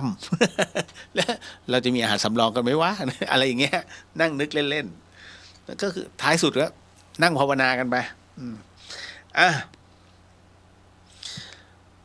ที่รุ่นพ่อรุ่นแม่นับถือศาสนาพุทธนะฮะเพราะว่ามันไม่มีสิ่งเร้าพอมันไม่มีสิ่งเร้ามากระตุ้นเนี่ยการภาวนาการใส่บาตรการฟังเทศน์ฟังธรรมนะฮะการเข้าถึงนะฮะมันจึงง่ายนะครับแล้วการบวชสมัยก่อนยากครับสมัยก่อนยากต้องไปอยู่วัดก่อนนะแต่พอเริ่มเป็นสมัยนิยมเหตุเกิดเพราะบวชเพื่อนะฮะ พูดไปเดี๋ยวจะโดน นะฮะ บวชแบบฟ้าผ่าปัจจุบันทันด่วน นะในงาน ในงานมงคลทั้งหลายเนี่ยนะฮะพอบวชตรงนั้นเสร็จปุ๊บเนี่ยบางคนขออยู่ยาวเลยเรียบร้อยเลยเรื่องของวินัยสงฆ์เริ่มปั่นป่วนตั้งแต่ตรงนั้นเป็นต้นมานะที่บอกว่าต้องทำคู่มือพระไหมไม่ต้องฮะพระท่านมีพระวินัยเป็นตัวกำหนดแต่คนน่ะทำให้พระวินัยเสื่อมแค่นั้นเองนี่ครับ การปฏิบัติทำไมจึงไม่เหมือนกันการปฏิบัติจริงๆการปฏิบัติน่ะเหมือนกันเพียงแต่ระบบนะฮะทำให้คนปฏิบัติไม่เหมือนกันระบบอะไรฮะทำไมต้องเรียนประเรียนเนี่ยผมก็ไม่เข้าใจท่านเข้าใจไหมทำไมแล้วเคยเห็นประเรียนบรรลุธรรมไหมฮะมีแต่ภูมิรู้อันนี้น่าสนใจมากหลายๆคนเริ่มพูดแล้วนะเรื่องของการเรียนนะทำไมไม่ทำความเข้าใจแล้วก็พิจารณาธรรมนะบาลีเรียนได้แต่ว่าในขณะเดียวกันเนี่ยประโยชน์ของบาลีอยู่ตรงไหนแค่นั้นเองอันนี้ผมพูดถึงเหมือนผมโง่ๆนะครับ ต่อมาโอ้โหอันนี้เลดนิดนะฮะมีคำถามครับพี่คือแฟนเราเดี๋ยวนะครับเด็กๆ ไม่เป็นไรฮะคือถามตรงๆผมก็ตอบให้นะมีผู้ถามมาว่ามีคำถามครับพี่เลียวคือแฟนเราอายุมากแล้วเขามีอะไรกับเราไม่ได้เขาก็เลยอนุญาตให้เราไปมีนอกบ้านได้แบบนี้ถือว่าผิดศีลไหมครับขอบพระคุณมากฮะกับคำถามนี้ท่านว่าไงฮะอันนี้ใช้ได้ทั้งผู้หญิงผู้ชายเลยนะคนที่ถามเนี่ยนะฮะผมเข้าใจเลยนะมีคำถามครับพี่คือแฟนเราอายุมากแล้วเขาไม่มีอะไรเขามีอะไรกับเราไม่ได้เขาก็เลยอนุญาตมันอยากไปไหนก็ไปหาเสียหาเลยที่ไหนก็ไปนะแบบเนี้ยคือเมียยินยอมแล้วเราไปหาเสียเลยถามว่าผิดศีลไหมท่านว่าผิดไหมอ้าวก็แฟนอนุญาตผมไม่ได้นอกใจถูกไหมฮะมันเป็นเรื่องราวของความรับผิดชอบในครอบครัวท่านตัดสินใจแล้ว ว่ามีผู้หญิงคนนี้เป็นคู่ชีวิตท่านต้องให้เกียรติเขาด้วยแค่นั้นเลยฮะนั่นคือสิ่งที่ถามว่ามันผิดไหมนะฮะถ้าสมมุติท่านไปเจอผู้หญิงอีกคนหนึ่งแล้วถ้าท่านจะบอกเขายังไงฮะอ๋อพี่มีเมียแล้วพอดีเมียพี่เขาฟรีอนุญาตอย่างนั้นเลยฮะแล้วใจเขาถูกไหมครับเพราะฉะนั้นเนี่ยถึงได้บอกว่าพิจารณาดีๆนะเรื่องนี้ถามว่าผิดมันไม่ผิดศีลในเรื่องของกาเมแต่มันผิดศีลธรรมมันผิดในเรื่องของการที่เราให้เกียรติคู่ภรรยาของเราแค่นั้นเลยนะครับคำตอบของผมอาจจะไม่เป็นที่ถูกใจกับคนที่เรียกว่าไม่สนใจโลกต้องขออภัยด้วยนะฮะอันนี้ ต่อมาตอนนี้เหมือนมีหน่วยแพทย์รับทำการุญยฆาต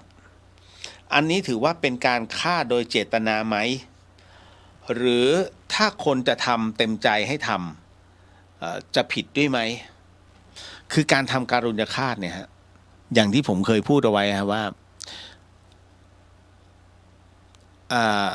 มันก็คือการหนีบางอย่างที่มันเป็นเรื่องทุกข์ทรมานพระพุทธเจ้าถึงได้บอกว่าในเรื่องของกรรมเนี่ยฮะใครทำสิ่งใดย่อมได้รับผลสิ่งนั้นกลับคืนการที่เราจะไปตัดรอนตัวเราเนี่ยเพื่อไม่ให้ทนทุกข์ทรมานเขาเรียกว่าเป็นการหนีแล้วก็ตัดกรรมแต่จำเป็นไม่ต้องทนทุกข์ทรมานแบบนั้นมันมีอยู่อันหนึ่งฮะ ครั้งหนึ่งพ่อแม่ครูบาอาจารย์เนี่ยท่านก่อนที่ท่านมรณภาพลงเนี่ยท่านบอกว่าตอนนี้สิ่งที่ท่านป่วยอยู่ก็คือกรรมเก่าถามว่ามันเจ็บมันทรมานไหมมันก็ทรมานมันก็เจ็บแต่ให้ใจเราให้ตัวจิตเราก็ตามดูของมันจะเจ็บแค่ไหน มาเจ็บปุ๊บเราก็เอาพุทโธข่มเข้าไว้พอเป็นอย่างนั้นเสร็จปุ๊บเนี่ยฮะว่าเมื่อวาระสุดท้ายท่านมาถึงจริงๆนะตรงนั้นนะท่านก็ยอมที่จะไปนะฮะท่านก็ยอมแต่ถามว่า ท่านรับความเจ็บปวดตรงนั้นไหมก็ท่านยอมรับไง พอท่านยอมรับนั่นคือสิ่งที่ท่านบอกว่ามันจบแล้วกรรมของฉันหมดแล้วท่านจะรู้วาระ ขออภัยครับดังนั้นเนี่ยท่านถึงได้บอกไงว่าตัวกรรมเกิดกับกายนะฮะส่วนนิพพานเกิดกับจิตเมื่อจิตยอมรับนิพพานเกิดนั่นเองเพราะมันบริสุทธิ์มาแล้วนะฮะพอถึงตรงนี้ฮะก็เลยต้องบอกว่า ในส่วนของหน่วยแพทย์รับทำการุญยฆาตเนี่ยคือผมเองก็ไม่ ไม่ได้มีความรู้ในส่วนของการทำการุญยฆาต ถ้ามีตรงนี้จริงๆเนี่ยหมายถึงว่า เข้าไปบริการให้กับคนที่ทนทุกข์ทรมานและต้องการทำการลุยก็คือการฆ่าตัวตายอย่างถูกกฎหมาย อันนี้เขาเรียกเขาไม่ให้พูดไม่เป็นไรจะพูด นะฮะในการทำการุญยฆาตเนี่ยนะฮะแม้ว่าจะเป็นการฆ่าอย่างถูกกฎหมายให้คนไข้คนนั้นน่ะไม่ต้องทนทุกข์ทรมานต่อไป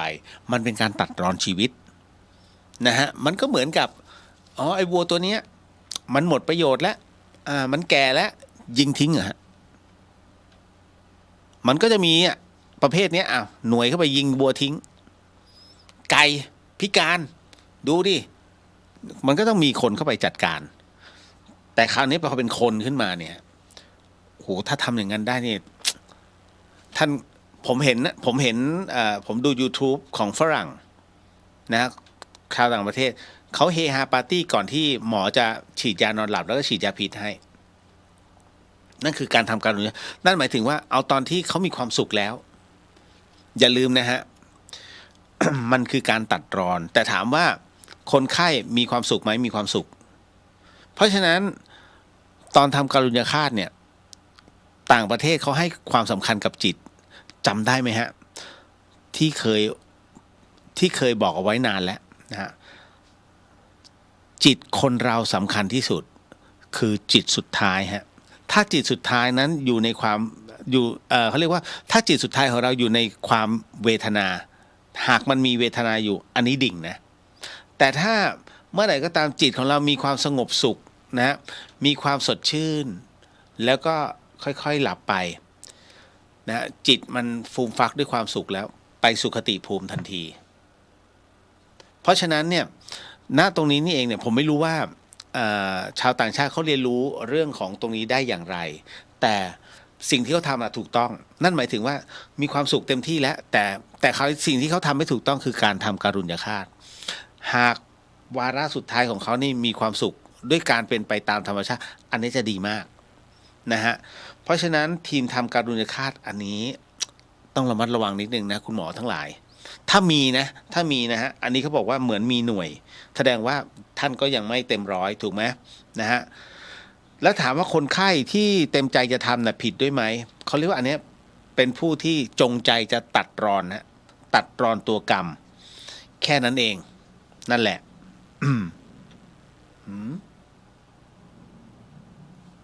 เปล่าเสียงเครื่องบินมันทะลุมาห้องส่งเอาต่อมาดื่มเหล้าแค่ไหนไม่ผิดศีลคะตายนารีขี้เมา แล้วการใช้เหล้าผสมอาหารถือเป็นการกินแอลกอฮอล์ไหมอันนี้โอเคอันนี้ดีดื่มเหล้าแค่ไหนไม่ผิดศีลเอาจริงนะถ้าจงใจผิดหมดอะเพราะการทำให้การดื่มแอลกอฮอล์เข้าไปมันทำให้ขาดสติและทำให้ทุกข้อเลยมันจะพร่องได้ง่ายนะครับเพราะฉะนั้นเนี่ย ดื่มแอลกอฮอล์นั้นคงจะไม่ดื่มแต่ถ้าจะต้องใช้เป็นยาเขาเรียก1 องคุลีเนี่ยองคุลีฮะเพราะฉะนั้นหากท่านมีภาชนะเป็นแก้วนะไม่ใช่ฝาบาทนะหรือว่ากระมังไม่ใช่นะฮะอันนี้เขาเรียกขี้โกงคือภาชนะมันยิ่งปากกว้างถูกไหมแอลกอฮอล์มันจะเยอะ แต่พระพุทธเจ้านั้นท่านให้แค่ ปากกระบอก เพราะฉะนั้น1องคุลีก็คือ1ข้อนิ้วมือ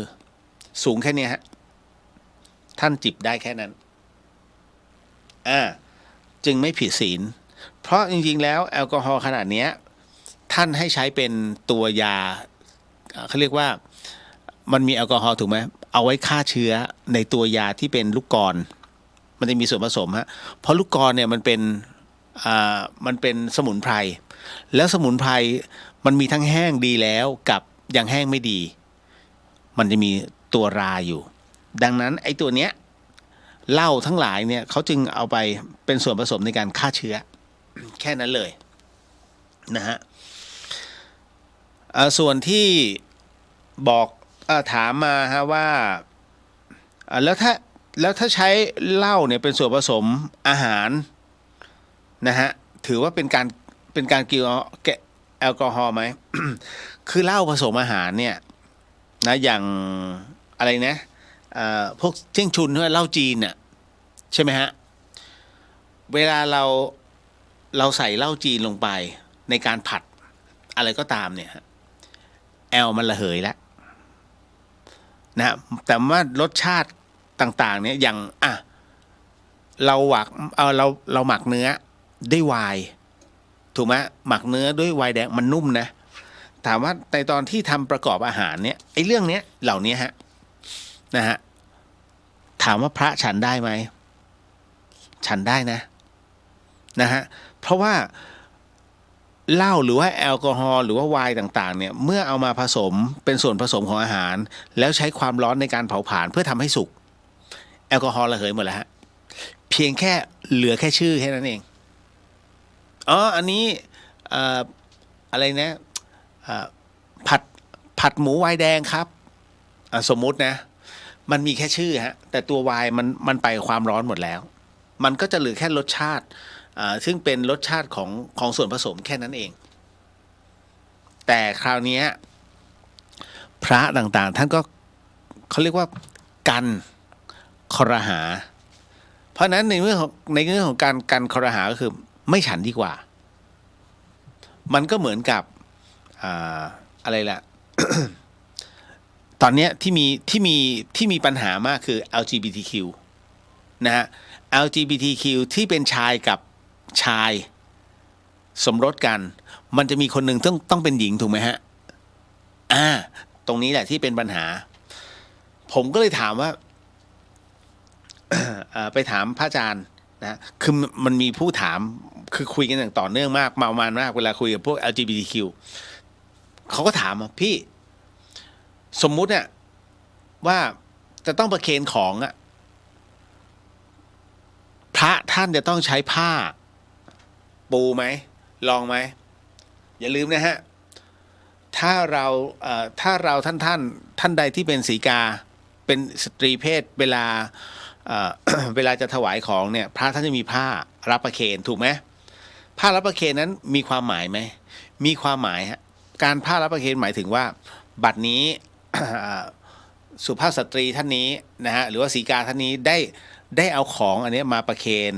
นะหรือว่ามอบให้กับพระภิกษุสงฆ์แล้วซึ่งพระภิกษุสงฆ์นั้นนะก็ป้องกันตัวเองโดยที่มิได้รับด้วยมือเปล่าต้องมีผ้ารับประเคนจบเป็นอันรับรู้ในสิทธิตรงนั้นแล้วแต่คราวนี้พอมาเป็น LGBTQ โอปวดหัว ปวดหัวมากนะฮะถามว่าถ้าสมมุติว่าเป็นชายแล้วนำถวายเลยเนี่ยได้ไหมได้ก็ได้และอันนี้คือไอคนที่เป็นแสดงตนเป็นสามีนะแล้วถ้าอีกคนหนึ่งซึ่งแสดงตนเป็นภรรยาถามว่ามันได้ไหมได้ครับเพราะว่าอะไรเพราะว่าเจตนาในตัวบุคคลมันไม่มีไอ้นั่นคือเขารักกันอันนี้ต้องเข้าใจกันนะครับเพราะเขารักกันไม่ใช่ว่า LGBTQ คนหนึ่งเป็นผู้ชาย LGBTQ อีกคนหนึ่งแสดงตัวเป็นผู้หญิงแล้วจะมาแสดงตัวกับตรงนี้กับพระสงฆ์ด้วยไม่ใช่มันคือความรักของคนสองคนแต่เขาไม่มีจิตอันเป็นอกุศลกับพระภิกษุดังนั้นเนี่ยท่านก็รับประเคนได้อันนี้จบนะ เพราะฉะนั้นเนี่ยในเรื่อง LGBTQ มันมีเยอะมากเลยฮะที่มันเป็นข้อที่คล้ายๆกับสตรีแล้วเอามาถาม แล้วมันก็ตอบอย่างสนุกสนานนะ นะฮะ